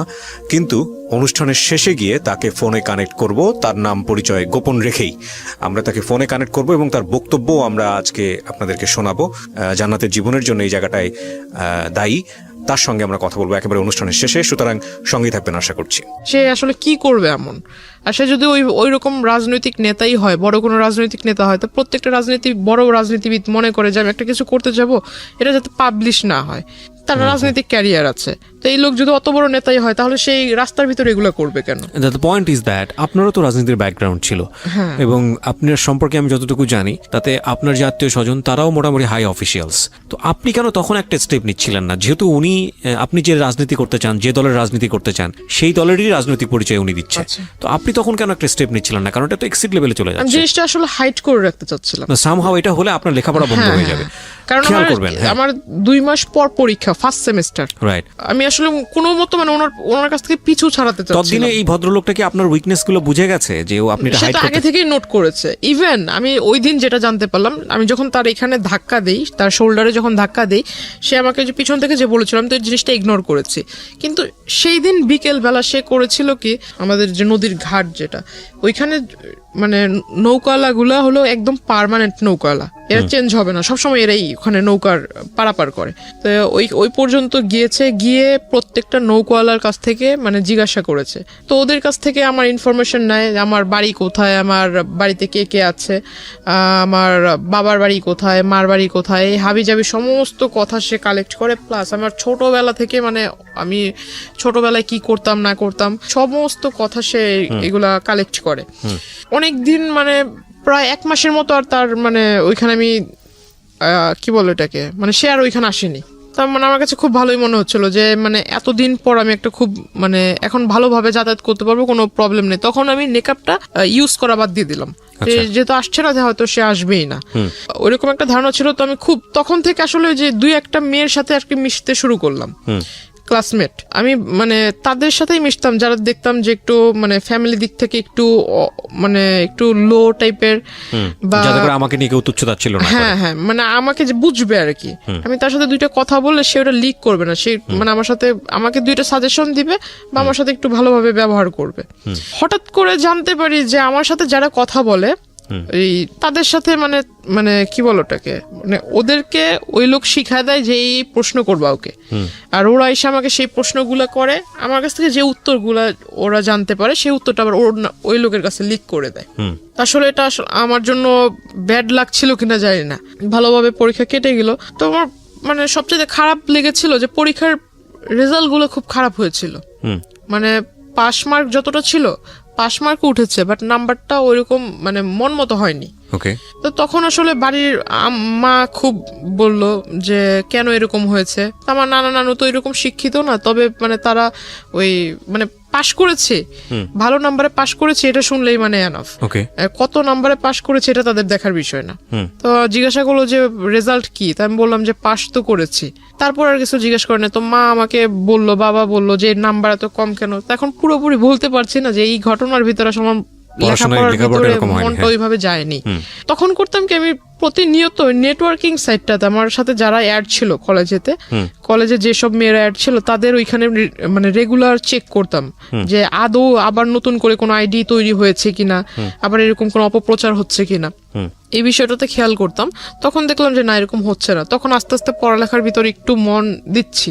পরীক্ষার রেজাল্ট হলো তার 2 মাস পর হঠাৎ আমার বাস স্টপে ওই কলেজ টাইমে যে টাইমটাতে আমি সেই টাইমটাতে সে ওখানে আসে।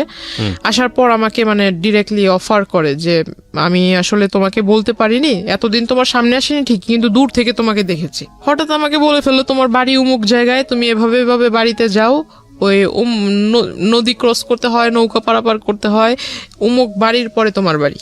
টোটাল একটা কাগজের ভিতরে মানে যে জায়গা জমি নিয়ে যারাই করে তারা যে ম্যাপ আঁকায় না, রাস্তার ম্যাপ তৈরি করে, এরকম সে আমাকে একদম কলম দিয়ে রাস্তা আঁকায় এটাকে একদম দেখায় দিচ্ছে যে এই নদী পার হওয়ার পর অমুক রাস্তা থেকে এই রাস্তা থেকে সেই রাস্তা, মানে দুনিয়ার যত খোঁজ নেওয়া দরকার ছিল সব নিয়ে সমস্ত একটা পেজের ভিতরে সে আমাকে লিখে দিল। আমি দেখে আসলে অবাক হয়ে গেলাম। বলতেছে যে এনি টাইম আমি তোমার বাসায় যেয়ে মানে প্রপোজাল দিব। আমাকে এইভাবে বলতেছে 400-500 লোক নিয়ে যাব, এখন এদেরকে বসার মতো জায়গা তো দেওয়ার মতো আছে কিনা, বা এদের খাবার টাবার মানে দেওয়ার মতো অ্যাবিলিটি আছে কিনা, নাকি আমি নিয়ে যাব খাবার, এভাবে বলছে। আমি বললাম যে আপনি আসলে মানে যে আমাদের ওখানে বলে যে যার বিয়ে তার খবর নাই পাড়াপড়শি ঘুম নাই, এই কথাটা তাকে আমি বললাম। তো আমি বললাম যে আপনার কাছে সবকিছু কি মজা মনে হয় নাকি, বাস্তবতা বলতে কি কিছুই নেই? তো এই কথাগুলো বলার প্রেক্ষিতে সে আসলে আমাকে জাস্ট বললো যে তোমাকে বলেছিলাম না যে তোমার এত কিসের গৌরব বা তুমি এত কিসের অহংকার করো, কিসের পাওয়ারে আমার সাথে আমাকে অ্যাভয়েড করতেছো, এটা আমি দেখায় দিব। আর আমি কি, তুমি যে আমাকে বললা যে আমি ভণ্ডামি করছি, এটাও আমি দেখায় দিব। তো সে আসলে ওইখানে হঠাৎ একদিন মানে এই পাঞ্জাবি টাঞ্জাবি পরে কোটি টুটি পরে আমার বাড়িতে হাজির, দুপুর আনুমানিক 3টা বিকেলই বলা চলে, আপনার বাসাতে, হ্যাঁ 3টার দিকে। শুধু বাড়িতে যখন ঢুকবে, আমার যেহেতু রাস্তার পাশে ঘর, চিকন রাস্তা ছিল, রাস্তার পাশে ঘর, বাহির থেকে বলছে যে আমি আসছি, এভাবে বলতেছে যে আমি আসছি। এখন আমার নানা তাকে জিজ্ঞাসা করতেছে ভাই আপনি কে, আপনি মানে কোথা থেকে আসলেন, আপনি কার ঘরে ঢুকবেন বা কাকে চাচ্ছেন, এরকম কিছু একটা। যেমন নানা একটু সোজা টাইপের মানুষ, সে জিজ্ঞাসা করতেছে কার ঘরে যাবেন, কাকে চাচ্ছেন, খুঁজতেছেন কাকে। সে আমার ছবি আমার নানাকে দেখাইছে। দ্য পয়েন্ট ইজ দ্যাট যে এতদিন ধরে আপনি গোপন করলেন যাতে করে ফ্যামিলিতে লোকটা না আসে, আপনার লেখাপড়া যাতে বন্ধ না হয়, যেমন ফ্যামিলিতে ঢুকবে, এবং শেষ পর্যন্ত কিন্তু সেটাই হচ্ছে। এগুলো একটু খেয়াল রাখবেন। আমি কেন বলছি যে জায়গাটিতে আমরা আসলে ফোকাস করতে চাই সেটা নিয়ে কোনো বিতর্ক থাকবে না। উনি যেগুলো বলছেন সেগুলো কতটুকু সত্য কতটুকু মিথ্যা সেটা নিয়ে বিতর্ক থাকতে পারে, cause this show is not investigative show. কিন্তু যেইটা পরিণতি সেটা নিয়ে তো কোনো বিতর্ক নাই। পরিণতিটা কেন হলো সেটাও বলবো আপনাদেরকে শেষের দিকে গিয়ে। যারা শুনছে তারা হয়তো বলবে যে এই ঘটনাটা মানে যেহেতু এখানে ওই দ্বিতীয় পক্ষ নেই, সো সেই হয়তো মানে নিজের ভালোটা বলতেছে, কিন্তু যে দ্বিতীয় পক্ষ তারও তো এখানে ভালো থাকতে পারে, নিজের মানে খারাপটা গোপন রাখতেছে। আসলে এরকম কিছুই না। যারা শুনতেছেন আমি তাদের উদ্দেশ্যে বলবো যে আমি আসলে আমার লাইফে যেটা আমি ফেস করেছি এমনটা যাতে অন্য কারোর সাথে না ঘটে, এটা একটা মানে অ্যালার্ট করা হচ্ছে। সেটা তো আমাদের অনুষ্ঠানের উদ্দেশ্য। এবং আমরা সবসময় যেটা বলি যে দুই পক্ষ থাকলে এখানে বিষয়টা অন্যরকম হতো, এবং যাকে নিয়ে বলা হচ্ছে তার পরিচয় আমরা এখানে রিভিল করিনি, এটা আমাদের অনুষ্ঠানের জায়গা থেকে করিনি। কিন্তু এটা উনি ব্যক্তিগতভাবে করবেন কি করবেন না বা অন্য কোথাও হয়েছে কিনা সেটা নিয়ে আমাদের কোনো দায় নেই। কিন্তু আমাদের উদ্দেশ্যটা আসলে ওনার জীবন কি হয়েছে, কেন হয়েছে, সেই প্রেক্ষাপটটাকে আপনাদের সামনে তুলে ধরা, কাউকে হেয় করা, কাউকে নিয়ে আলোচনা সমালোচনা করা আমাদের উদ্দেশ্য না। এবং দিন শেষে আপনার জীবনটা যাতে এরকম না হয় সেজন্য আপনি কি স্টেপটা নেবেন সেই লার্নিংটা দেওয়া। ওকে, সো আমরা এইভাবে আগাতে চাই। জি, তারপর কি হলো? বাসায় আসলো। হ্যাঁ, সে বাসায় আসলো। তো বাসায় এসে ঢুকে মানে আমার মাকে মানে প্রথমেই আমার মার পায়ে ধরে মানে সালাম করে। আপনার মায়ের বয়স ওনার বয়সের চেয়ে কম হবে? আমার ওনার মেয়ের বয়সের মেবি আমার মা। তো যাই হোক, আমার মার পায়ে ধরে সালাম করে ফেলছে। তো আমার মা মানে এমনিতে একটু রাগী, কারণ পুরুষ মানুষের সামনে সে আসে না। তো আমার মা খুব রেগে গেছে, মানে যে আপনার আমাদের ওখানে বলে শলা, আসলে এটা বলা ঠিক হবে কিনা জানি না, তবু যেটা ঘটেছে আমি বলি। তো আমার মা আসলে শলা নিয়ে আসছে হাতে করে, মানে খুব রেগে গেছে যে আমার পায়ে টাচ করলো কেন এই লোক। তার মানে জানতো যেহেতু আগে থেকে, সুতরাং আপনার মা, না, আমার মাকে তো আমি ছবি টবি আগেই দেখাইছি, আর সেই লোক চলে আসছে। আর আমি ততক্ষণ অবধি মানে নানার কাছ থেকে শুনছি অন্য ঘরে, মানে মাত্র গোসল করে এসে ঘরে ঢুকছে, আর ওই টাইমে বাইরে থেকে কিন্তু সাউন্ড পেয়েছে, সে বলতেছে আমি আসছি। এইটা শুনে মানে একটু মনের ভিতরে যেটা ধুক ধুক করতেছে আমার। আমি বলতেছি যে এই লোক যদি এখন বাড়িতে মানে আগে পরে সবকিছু বলে, আমি তো আসলে লেখাপড়াটা বুঝি আজকেই আমার শেষ, আর যাইতে পারবো না। আমার মাথা একদম বই টই সব একদম পুড়ে ফেলবে। তো আমি অন্য ঘরে বসে শুধু চুপচাপ মানে ভাবতেছি যে আসলে কি বলবো। বাড়ির লোকের কাছে যখন এই লোকটা তার মতো করে বলবে, বাড়ির লোক আমাকে যখন জিজ্ঞাসা করবে, আমি তখন কি করব। তখন ওই লোকের সামনে আমার মা শলা নিয়ে আসে, মানে তাকে দেখাইতেছে শলা দিয়ে বাড়ি মারবে, মানে ঝাঁটা। হ্যাঁ, ওই শলা দিয়ে বাড়ি মারবে। তো ওই লোক বলতেছে যে মানে সে তো আর ইশারা বোঝে না, ইশারার কথা তো আর বোঝে না ওই লোক। আপনার মা সম্পর্কে তো জানতো যে উনি? না, এগুলো জানতো। ও একেবারে জানতো না? আচ্ছা। তো ওই মানে সে তো ইশারা ভাষা বোঝে না, সে বলতেছে মানে হাত দিয়ে দেখাইতেছে যে আমি ওইরকম কেউ না, আমি আপনাদেরই পরিচিত, আপনাদেরই ওই কি বলে ওই আত্মীয় হব, এরকম কিছু একটা বলতেছে।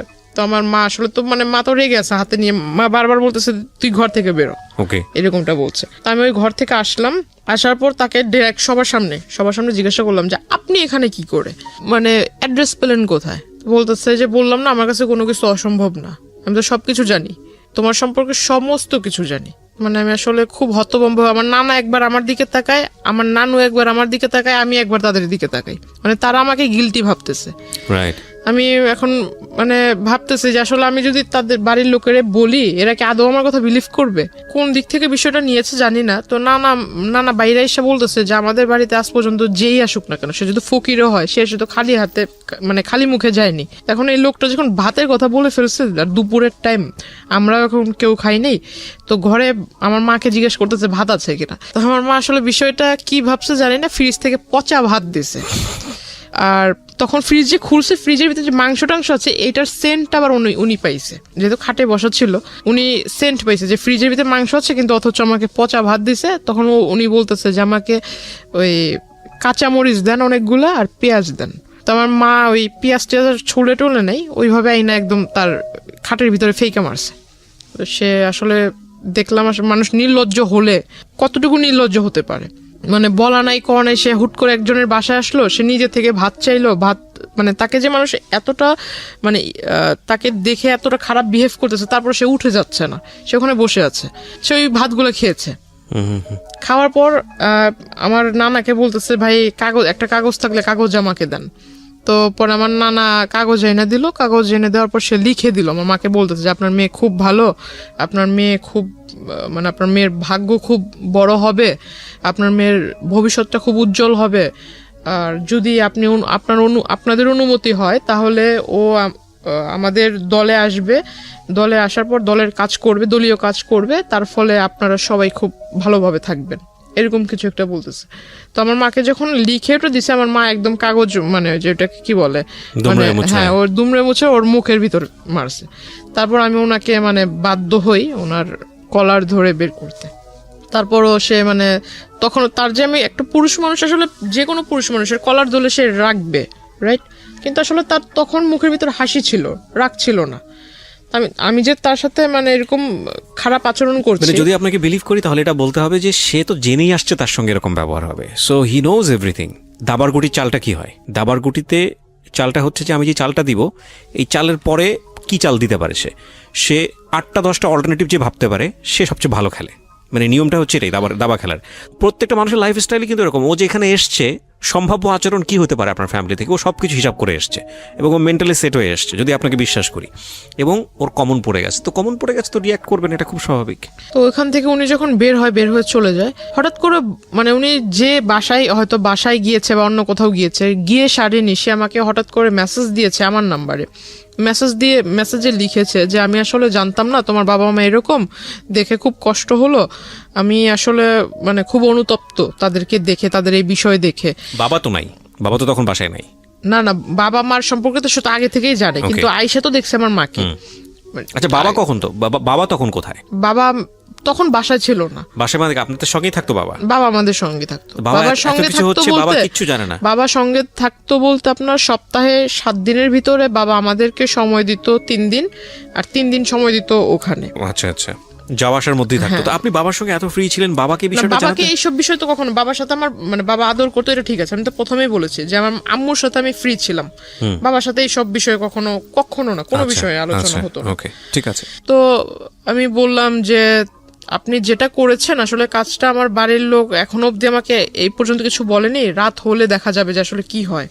কারণ এই জিনিসটা যদি আমার মা এখনো অব্দি আমার সাথে রেগে আছে, মা কথা বলতেছে না, আর মাও আমাকে ডাউট করতেছে। ডাউট করাটা স্বাভাবিক, কারণ একটা লোক এইভাবে কিভাবে আসবে? টু বি অনেস্ট, আমরা নিজেরাও করছি। তো আসলে এই লোকটা কিভাবে বাসায় আসবে? আমার যদি রেসপন্স না পাই কিভাবে বাসায় আসলো, এটা একটা প্রশ্ন থেকে যাবে। কিন্তু আসলে এটা ঘটেছে। তো আমি আসলে, যেহেতু আমি নিজে ওইখানে বাস্তববাদী হিসেবে দাঁড়িয়েছিলাম, তো আমি নিজে তো ঘটনাটা দেখেছি, আর এখন আমি জানি অনেকে এটা বিলিভ করবে না, এখন বিলিভ না করলে কিছু করার নেই। ফাইন, আপনি বলেন আপনার স্টোরি। হ্যাঁ, উনি আমাকে এই বিষয়গুলো বললো, হঠাৎ দেখি যে আসলে তারপর থেকে, ওই দিনের পর থেকে সে কলেজে আসে না, কিন্তু মেসেজ মানে 1 ঘন্টার ভিতরে কতগুলো মেসেজ দেওয়া যায়। এটা 1 মিনিটের ভিতরে না হলেও 5-6টা করে মেসেজ আসতেছে, তাও বিরাট বড় বড় প্যারা, বড় বড় সামারি। আমার জন্য সে এই চিন্তা করছে সারা রাত ভরে, আমার জন্য এটা ভাবে, মানে আমার বাবা মা এরকম, আমার ভবিষ্যৎ কেমন হবে। এই লোকটা যে আপনাকে কন্টিনিউয়াসলি পোক করে যাচ্ছে, আপনি তো তার সাথে এক ধরনের সম্পর্ক আছেই, আপনার বলা চলে যে উনি আসছে কথাবার্তা বলতে, আপনি বাধ্য হচ্ছেন, ফ্যামিলি পর্যন্ত ঢুকে গেছে। আপনার কখনো মনে হয়নি লোকটা সম্পর্কে আপনার একটু খোঁজ নেওয়া উচিত তখন পর্যন্ত? আমি তার সম্বন্ধে আসলে মাথা ঘামাইতেই চাই না, তাকে যতটা মানে আর্লি পসিবল হয় যে তাকে আমার এই বিষয়গুলো থেকে দূরে রাখা। তো মানে আমি সবসময় যেটা ভেবেছিলাম যে বাড়ি পর্যন্ত যেহেতু এসে গেছে, তো এর আসলে যত তাড়াতাড়ি দূরে রাখা যায়। আর আমি ভাবছিলাম যে আসলে আমার এই প্রথম সেমিস্টার তো হয়ে গেছে, সামনে আরেকটা সেমিস্টার আসবে, সেকেন্ড সেমিস্টার যদি দিতে পারি, আল্লাহ করে আমার ফার্স্ট ইয়ারটা যদি চলে যায়, আর এর ভিতরে যদি এই লোক ব্যাঘাত না ঘটায়, তাহলে আমার আসলে মানে সেকেন্ড ইয়ারটা আমি কোনো মতো এখান থেকে এখান থেকে শেষ করতে পারলাম, বাহিরে শিফট হয়ে যাব, এরকম একটা প্ল্যান ছিল। আসলে আমি তো ওই লোকের কাছ থেকে নিজেকে ছুটাতেই পারতেছি। মানে বিষয়টা হচ্ছে এরকম যে যেভাবেই পারি না কেন, মানে শুধু লেখাপড়াটা কমপ্লিট করি, কারণ ওনাকে ঝামেলায় ফেললে আমি নিজেও ঝামেলায় পড়ে যাব। ওকে, এরকম করতে করতে সে আসলে ওই সামনে আসে না, কিন্তু এরকম মেসেজ দিতে থাকে যে আমার এই বাবা মার মানে এরকম হাবিজাবি নানান কিছু বুঝায়, যে তোমার লেখাপড়া আসলে বাবা মা এরকম, লেখাপড়া করো কিভাবে, কে গাইড করে, এরকম নানান কথা। এক পর্যায়ে দেখলাম যে সে এমন কিছু মেসেজ দিচ্ছিল যেটা আসলে মেসেজ দেখে মানে তাকে অবিশ্বাস করার কারণ নাই যে সে ভালো মানুষ। মানে কিরকম? মানে লেখাপড়ার মানে তোমার বাবা মা এরকম, তুমি যদি কিছু না মনে করো, আমি যেহেতু তোমাকে প্রথমে অন্য সবার কাছে পরিচয় দিয়েছি দাদু হিসেবে, তো আমি ওই দিক থেকে তোমাকে দেখবো, প্লাস তোমাকে গাইড টাইডও করবো, কারণ আমি নিজেও মাস্টার্স কমপ্লিট করা লোক। তো আমি ভাবলাম মাস্টার্স কমপ্লিট করার লোক, তার মানে অনেক শিক্ষিত। তারপর সে আমাকে বারবার মানে মেসেজ করতো যে তুমি সামনে যেহেতু এসএসসি এক্সামিনার, তো আমি তোমাকে কিছু বই, টেস্ট পেপার, মডেল কোশ্চেন ভালো যেখান থেকে মানে একদম কমন পড়ার চান্স আছে, এগুলা তুমি পড়লে একদম মানে 100 না পাইলেও 99 পাবা, এরকম একটা তার কথাবার্তা ছিল। তো আসলে সে আমাকে ওই বইটই এনেও দিছে। বইটই এনে দিছে বলতে মানে 3 থেকে 4টা বই এনে দিছিল। তো আসলে তখনই আমি বুঝতে পারলাম যে হয়তো লোকটা আসলে এতদিন যাই করছে, যেহেতু বইয়ের লেখাপড়ার বিষয়ে সে কথা বলতেছে, হয়তো ভালো মানুষ। তখন থেকে আসলে একটা বিলিফ তৈরি হয় তার প্রতি, আমার সফট কর্নার তৈরি হয় আপনার। হ্যাঁ, বলতে পারেন। এখানে একটা সাইকোলজিক্যাল ব্যাপার আছে প্রিয় শ্রোতা এবং দর্শক যারা দেখছেন, যে একটা মানুষকে আপনি যদি কন্টিনিউয়াসলি পোক করতে থাকেন, আপনার প্রতি একটা রিজেকশন থাকলেও মানে এটা কন্টিনিউয়াসলি যদি পোক করতেই থাকেন, লেগেই থাকেন, সামহাও কোনো একটা ভালো দিক যদি চলে আসে, ওই মানুষের প্রতি ফল ইন হওয়ার একটা সুযোগ থাকে, যেটা হয়তো আজকে যিনি গেস্ট এখানে আছেন তার হয়েছে। জি। ওনার মানে ওই যে বইটই দেয়, আমি বইটই পড়ি। তারপর আবার দেখতাম যে উনি আমাকে বলতো যে আমি যদি কলেজে আসবো, তোমার কলেজের ওইখানে এসে তোমাকে ডিস্টার্ব করবো না, তবে তুমি যদি কিছু না মনে করো তাহলে আমার সাথে লাঞ্চ করবা। তো আমার একটা স্বভাব ছিল কি যে আমি প্রতিদিন ওইখানে পাশে আবার আপনার চাইনিজ ছিল, তো আমার একটা অভ্যাস কি যে আমি ফাস্ট ফুডের প্রতি খুব একটা নেশা ছিল। তো আমি ওই চাইনিজে ঢুকে একলাই এক টেবিলে বসতাম, যেগুলো মানে যে স্টুডেন্ট যে অফারগুলো ছিল এগুলো আমি নিয়ে মানে একাই টেবিলের ভিতরে বসে খাইতাম, প্লাস ছবি তুলতাম। মানে আমার একটা যে বললাম যে নানা নানু খুব আদর করতো, তো নানার কাছে বলতাম যে আমার এই বই লাগবে, সেই বই লাগবে, আমার একটু পকেট মানি বেশি দিতে হবে। নানাও বিলিভ করতো যে হ্যাঁ বই যেহেতু কিনতে হবে টাকা তো বেশি লাগবে, তো যে টাকাটা চাইতাম সেটাই দিত। তো তার কাছে থাকার না থাক নানির যে ব্যাগ আছে ওইখান থেকে টাকা নিয়ে দিলেও দিত। তো আমি আসলে ওই কাজটা করতাম। তো এটা আসলে সে নোটিস করেছিল, মেবি আগে নোটিস করেছিল। ইভেন সে ওই দিন আমাকে সেই মানে প্রথমে বলে যে লাঞ্চ করবে। আমি ভাবলাম লাঞ্চ করলে সে যে মানুষ কফির 20 টাকার জন্য ঝগড়া করছে সে কোথায় লাঞ্চ করতে পারে। তো আমাকে সে ওই চাইনিজটাতেই পরে ডাকে। আসলে সে ভিতরে বসা ছিল, আমি এটা খেয়াল করিনি। পরে ওই দিন আমি একটু মানে বুঝতে পারি যে আসলে হয়তো এই বিষয়টা সেও জানতো। তো তখন আমি আসলে শিওর হলাম। তারপর জিজ্ঞাসা করলাম, তাকে খুব রিকোয়েস্টও করলাম। ওইখানে দুই তিনজন ওয়েটার ছিল, ওয়েটার আসলে হাসতেছিল আমার কথা শুনে। আমি তাকে খুব রিকোয়েস্ট করলাম যে দেখেন আপনি আমার দাদু হন আর যাই হোক, আপনাকে আমি মানে আমার শ্রদ্ধেয় গুরুজন হিসেবেই বলি, ওইরকম ব্যক্তিত্বের ভিতরে আপনাকে রেখেই বলি। হাত জোর করে মানে 2 হাত জোর করে তার কাছে রিকোয়েস্ট করতেছিলাম যে আমি লেখাপড়া করতেছি, দয়া করে আমাকে লেখাপড়াটা করতে দেন। এরকম করে আসলে ডিস্টার্ব করা, আপনি আমাকে কোন দিক থেকে দেখেন? মানে আমার সামনে একরকম বিহেভ করেন, আর যখন আমার মানে ফোনের ওপারে থাকেন যেসব মেসেজ দেন এগুলো আবার একটু অন্যরকম। কারণ মাঝখানে সে লেখাপড়ার সাজেশনের পাশাপাশি কিছু আপনার মানে প্রেম জাতীয় কিছু, হ্যাঁ এরকম মানে ছন্দ মানে আমরা বুঝি, হ্যাঁ ছন্দটন্দও পাঠাতো। তখন ভাবতাম যে আসলে লেখাপড়ার জিনিস বিষয়ে লিখতেছে ঠিক আছে, কিন্তু এইসব যে ছন্দ এইগুলো পাঠানোর মানে কি? দাদু তার নাতিনকে এইসব ছন্দ পাঠাবেন? তখন জিজ্ঞেস করছি। খেয়াল রাখবেন যে ওর বয়সটাও কিন্তু 18 বছর, মানে যিনি এখানে বলছেন জান্নাত, তার বয়সটাও কিন্তু 18 বছর। এবং 18 বছর হচ্ছে মেয়েদের কিংবা ছেলেদের জীবনের আগুন বছর, আমি বলি এটাকে। সুকান্তের সেই কবিতার মতো, যদিও সুকান্ত ওখানে অন্যভাবে এটাকে নিয়ে আসছেন, কিন্তু টিনেজের যে বয়সন্ধিকাল সময়, এটা আগুন বয়স। এখানে ভুল করা মানে এখানে ভুল করবে না তো জীবনে কোথায় ভুল করবে, এরকম একটা বয়স, সোজা কথায় যদি বলে চলে। বলেন। তারপর উনি আমাকে বললো যে এগুলা নাকি অনেক বড় বড় কবি, তার ফ্যান, অনেক বড় বড় লেখক কবি আছে, তো তার ফ্যান, তারা তাদেরকে ঘুম থেকে ওঠার সাথে সাথে নতুন নতুন ছন্দ মেসেজ লিখে পাঠায় দেয়, এইগুলো সে আমাকে পাঠায়। তো আমার কাছে মানে বিষয়টা আসলে বিলিভ ওইভাবে করিনি। তারপর ওখানে খাওয়া দাওয়া করলাম। খাওয়া দাওয়া করার পর আমি আমার মার জন্য মানে খাবার, এটা আমার একটা স্বভাব ছিল যে আমি কোথাও গেলে আমি মার জন্য বোনের জন্য খাবারটা নিয়ে আসতাম। তো আমার খাওয়ার পর আমি খাবারটা পার্সেল করে নিয়ে আসি, আমার টাকা দিয়ে আমি খেয়েছি। তো সে আমাকে বলতেছে যে আমি আজকে না হয় আমি বিল পেমেন্ট করি। তো আমি বললাম যে না থাক, আপনার করার দরকার নেই, আপনি শুধু আমার একটা কথা রাখেন যে আমি খুব উপকৃত হব এটা করলে, আপনি আমার মানে আমার পিছু ছেড়ে দেন, পারলে আমার জন্য একটা ছেলে খোঁজেন, কিন্তু আপনি আমার পিছু ছেড়ে আমাকে ভালো সাজেশন দিচ্ছেন, এটা ভালো দিক। কিন্তু যেসব মাঝে মাঝে যেসব কথা বলেন বা যেসব SMS দেন এগুলো আসলে ঠিক না। তারপর আমি তাকে এই SMS গুলো আমি নিজে তাকে পড়ে পড়ে শোনাই। তখন পেছন থেকে ওয়েটাররা খুব হাসতেছিল। আমাকে একজন ওয়েটার জিজ্ঞাসা করলাম যখন বের হব, সে কিন্তু ভিতরেই বসে আছে। সে ভিতরে বসে আছে বিকজ সে, আমার প্রশ্ন হলো যে এতদিন যে সে আমার সম্পর্কে খোঁজ নিয়েছে, সে যেহেতু জানে যে আমি ওই চাইনিজে খাওয়া দাওয়া করেছি এর আগে বেশ কয়েকবার একা একা এসে, তাহলে তার ভিতরে হয়তো প্রশ্ন জাগতে পারে যে সে একটা মেয়ে একা একা চাইনিজে এসে কেন খাবে, হয়তো নিশ্চয়ই কারোর সাথে খেয়েছে, এমন প্রশ্ন সে জিজ্ঞাসা করতে পারে। বা সে কেন কি বললো ওটাকে মানে কেন খোঁজ নিল না যে আমি ওইখানে একা একা কি প্রতিদিনই রেগুলার এসে খাই বা কত টাকার খাই, এরকম কিছু একটা। এরকম না করে মানে সে ডিরেক্টলি ম্যানেজার মানে এইগুলো আগে না করে ওই দিন যায় সে ম্যানেজারকে জিজ্ঞাসা করে। এগুলো তো সে আগেও করতে পারতো, যেহেতু সবকিছু জানে সে আগে খোঁজ নিতে পারতো। সে আমি চলে আসার পর ওই দিনই ম্যানেজারের কাছে যা জিজ্ঞাসা করে, সে করে কি মানে টাকা দেয়, টাকা দিয়ে মানে খোঁজ খবর নিবে আর কি, যে আমি এর আগে 2016 শুরুর দিক থেকে যে এই কয় মাসের ভিতরে সে কতবার এসেছে, আমার ছবি দেখায় কতবার এসেছে। তখন মানে ওই ফুটেজগুলো সে নেয়, ফুটেজগুলো নিয়ে ফুটেজগুলো সে করেছে কি ওই যে আপনার স্টুডিওতে মেবি ফুটেজ কাটা যায়, কেটে মেবি এডিট করা যায়, ওখানে কেটে ওই রেস্টুরেন্টে সে তার সাথে এক লোককে নিয়ে গিয়েছিল, লোক নিয়ে তার মানে ভিডিও করে সেটার সাথে ম্যাচ করে দিছে, অথচ ভিডিওতে ক্লিয়ার দেখা যাচ্ছে যে তার সাথে আমার মানে আমি আমার টেবিলে বসা একা, আমার টেবিলের সাথে কেউ বসে খাচ্ছে না, শুধু কিন্তু টেবিল ভরা খাবার, আমি একা, টেবিলের ভিতর অন্য কেউ এসে খাচ্ছে না, এটা মেবি অনেকক্ষণ সময় ধরে, এটা স্পষ্ট বোঝা যাচ্ছে, কিন্তু সে এগুলা করে মানে এটা পরবর্তীতে আমাকে আর কি ব্ল্যাকমেল করেছে। তো উনি হঠাৎ একদিন আমাকে মাঝখানে আসলে তার সাথে আমার সম্পর্ক ওইরকম মানে আগে যাও নকটক দিত, মেসেজ টেস দিত, হঠাৎ দেওয়া হয় না, হয়তো মেবি তার ফ্যামিলিগত কোনো একটা প্রবলেম ছিল। তো তখন আমি ভালোই দিন যাচ্ছে, তো আমার কিছু বাবা তখন একটু বাইরে ছিল, ইন্ডিয়াতে আবার গিয়েছে, তো মার কিছু প্রয়োজনীয় জিনিস ছিল, তো তখন আবার বাড়িতে হয়েছিল কি যে আমার নানুর সাথে আম্মুর একটু কথা কাটাকাটি হয়েছে, তো আমি একটু খুব জেদি ছিলাম যে এত বছর ধরে আম্মু এখানে আছে, আম্মুকে এত ভালোবাসো, তাহলে আবার এত কথা কেন বলবা, খুব রাগ হয়েছে। তো আমি করেছিলাম কি পাশের মানে 2-3 বাসা পরে পাশের বাড়িতে এক আত্মীয়র বাসাতে রুম ভাড়া দিত, তো আমি আম্মুকে নিয়ে ওখানেই যাই, ফার্স্ট ওখানেই গেলাম।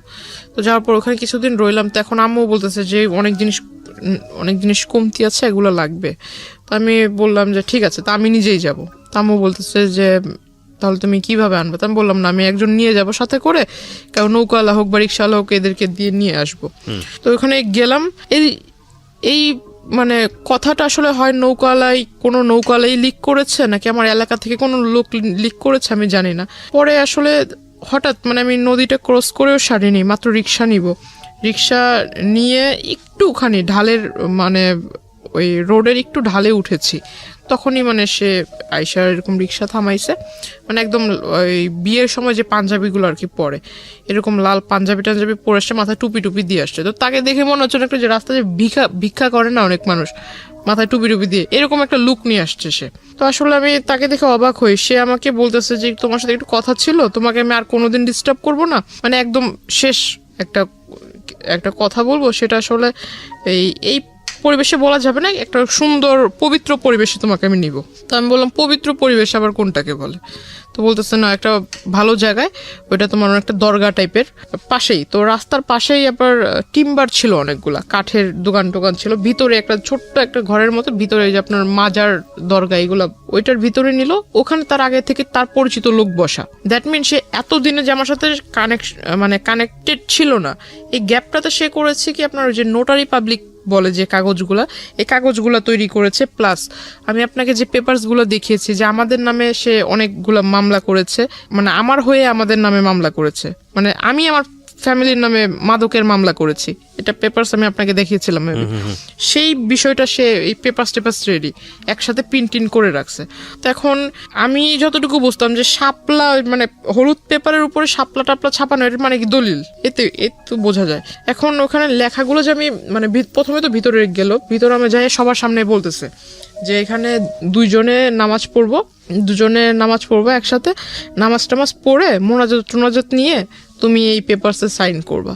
আমি বললাম পেপারসে সাইন করবো মামার বাড়ির আবদার নাকি? এটা মুখের কথা, আপনি আমাকে বলবেন আমি পেপারসে সাইন করে দেবো, আমি পেপারস পড়বো না, কিসের পেপারস?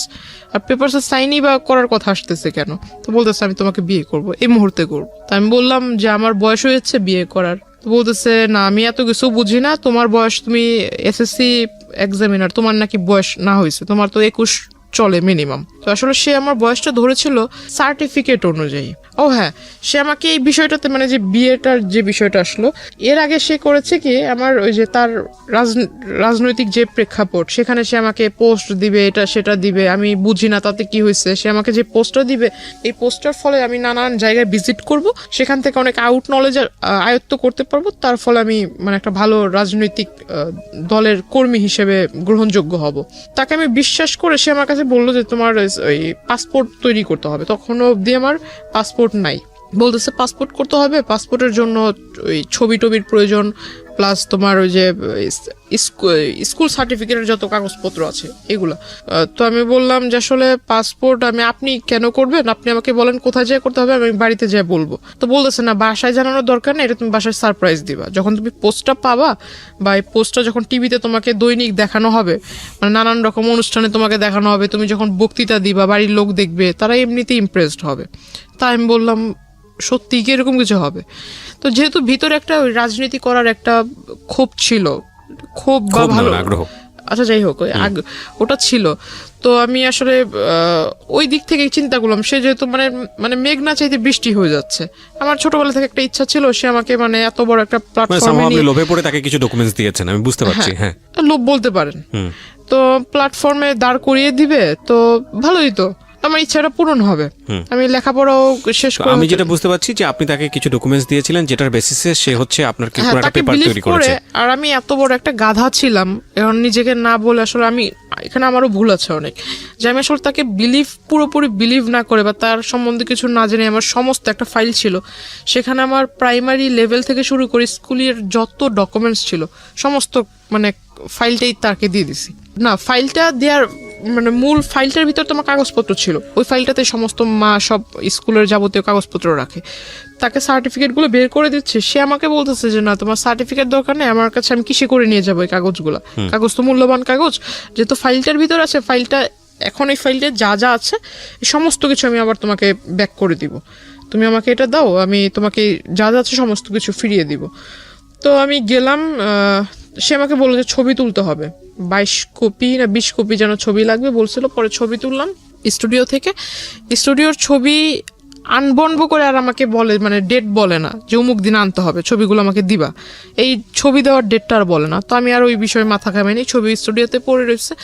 সে ওই সার্টিফিকেটের ফটোকপির সাথে ফটোকপি আর ওই আপনার ওই ফটোকপির ডেট দিয়ে সে আর কি বলে যে আমি বিয়ের বয়স আমার হয়েছে, কারণ সার্টিফিকেট আমার 4 বছর বয়সে মেবি আমাকে স্কুলে ভর্তি করা হয়, আমাকে বয়সটা বাড়িয়ে দিছিল কারণ আমার গ্রোথের কারণে চাইলো আপনাকে। তারপর কি করলেন? সার্টিফিকেটের অনুযায়ী সে আমাকে ওই বয়সটা দেখায় বেশি। সে আমাকে যখন বিয়ের প্রস্তাবটা দেয় সবার সামনে যখন দেয়, আমি মনে করেছিলাম যে দরগাতে মাজারে তো অনেক মানুষই যাতায়াত করে, কিন্তু আসলে ওইখানে যারা যারা ছিল সবাই যে তার পরিচিত এটা আমি জানতাম না।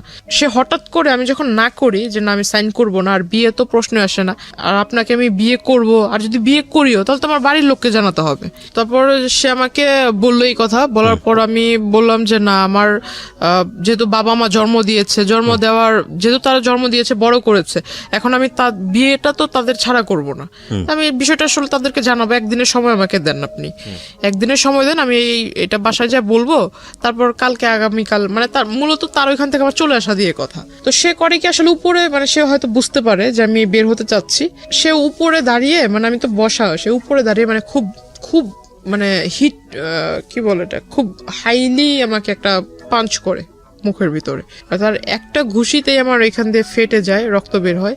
তারপর সে তার হাতে মেবি ধারালো কিছু ছিল, আবার এইখানে মানে এভাবে মানে টান দিতে গিয়ে এখানে নাকের পুরো মাংসটা উঠে আসছিল। আমি আসলে খুব জোরে ব্যথা পেয়েছিলাম, খুব হাউমাউ করে কান্না করতেছিলাম।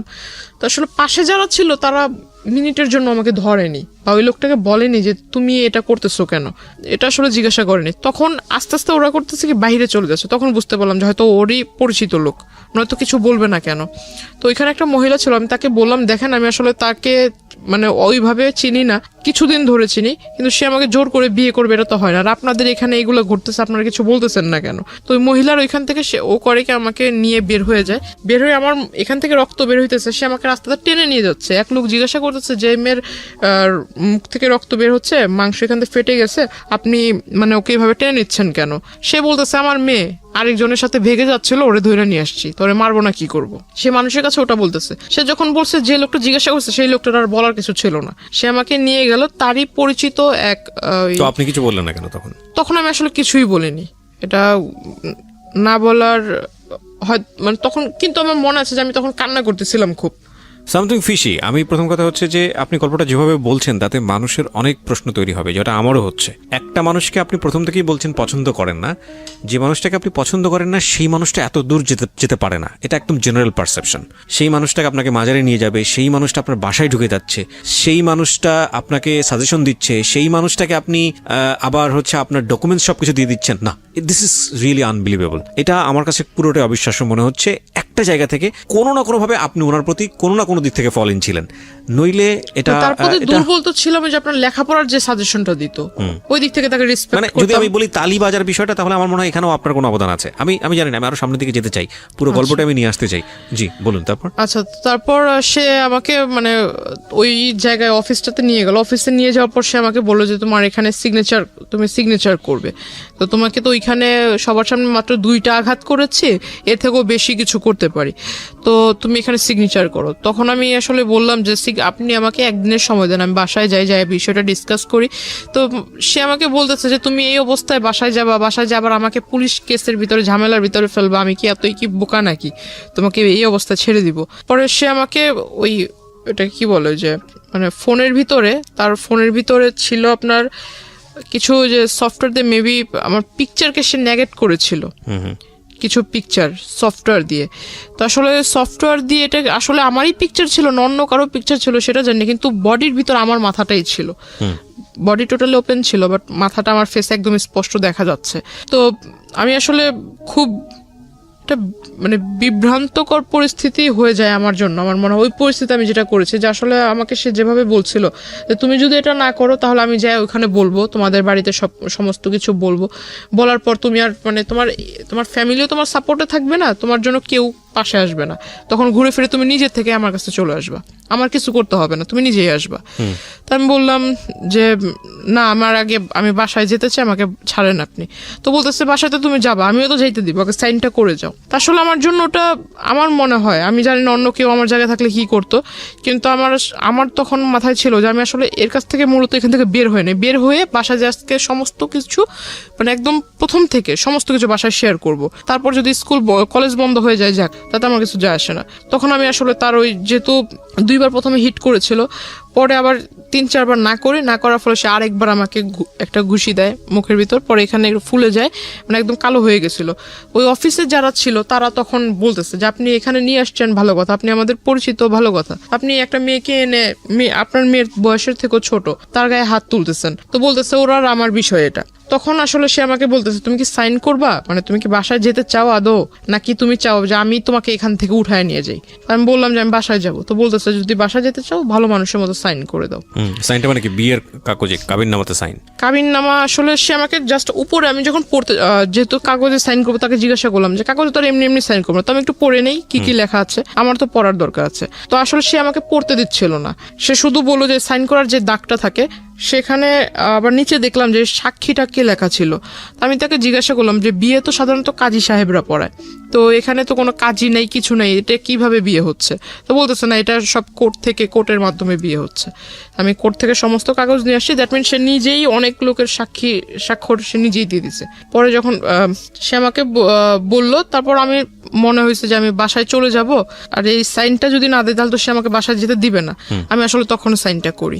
আচ্ছা, সাইনটা করার পর সে শুধু মানে সবচেয়ে খারাপ লাগছিল যে সে আমাকে দেখতে দিচ্ছিল না, লেখাগুলো দেখতে দিচ্ছিল না, শুধুমাত্র সাইন করার যে জায়গাটা ওই জায়গাটাই দেখতে দিচ্ছে। আর আরেকটা জিনিস দেখাইছে, সেটা হলো যে জায়গায় ছবি থাকে, দুজনের ছবি থাকে, সেখানে আমি দেখলাম যে সেখানে আমার কোনো ছবি না, ফেসবুক থেকে ডাউনলোড করে মানে একটা ছবি ডাউনলোড করে সেটাকে সে বের করছে, সাথে করে সেই নিয়ে আসছে ছবি, সেই সাথে করে ছবি নিয়ে আসছে আমার ছবি, সে ওখানে আমার সামনে গ্লু দিয়ে লাগাই দেওয়ার পর সে আমার সিগনেচার নিল, তারপর বললো যে ঠিক আছে এবার তুমি চলে যাও। বাসায় এসে সবাইকে বলার পর সবাই আমাকে খুব মানে রাগারাগি করে, প্লাস মা অনেকগুলো চর থাপ্পড়ও মারে, তো মানে খুব কান্নাকাটি করতেছিলাম। তখন বাবা সিদ্ধান্ত নিল যে না, তোমার আর লেখাপড়া করার দরকার নেই। তো ওখান থেকে আমার কলেজ স্টপ হয়ে গেল। কত সালের ঘটনা এটা?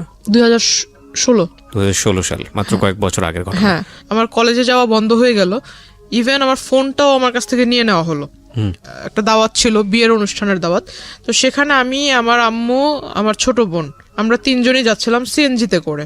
ওকে, সিএনজিতে করে যাওয়ার পথে হঠাৎ এটা আসলে তাকে হয়তো যদি কেউ নাই বলতো তাহলে তো সেও জানতো না যে আমরা বের হব এখন।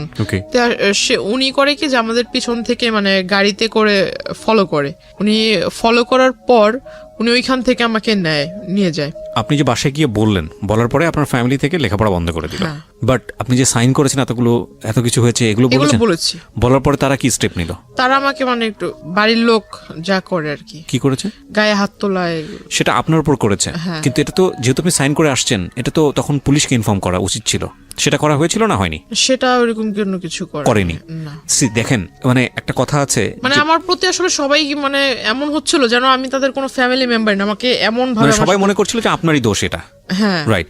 আমাদের এই গল্পের যে বিন্যাস বা যেভাবে আপনি এখানে উপস্থাপন করেছেন, এখানে অনেক মানুষই আপনার দিকে সন্দেহের তীর তুলবেন, এটা তোলার যথেষ্ট যুক্তিও আছে, সেগুলো নিয়ে আমি শেষের দিকে কথা বলবো। তার আগে আমি একটু জানাতে চাই যে দেখেন ফলস কোথায় কোথায় হচ্ছে।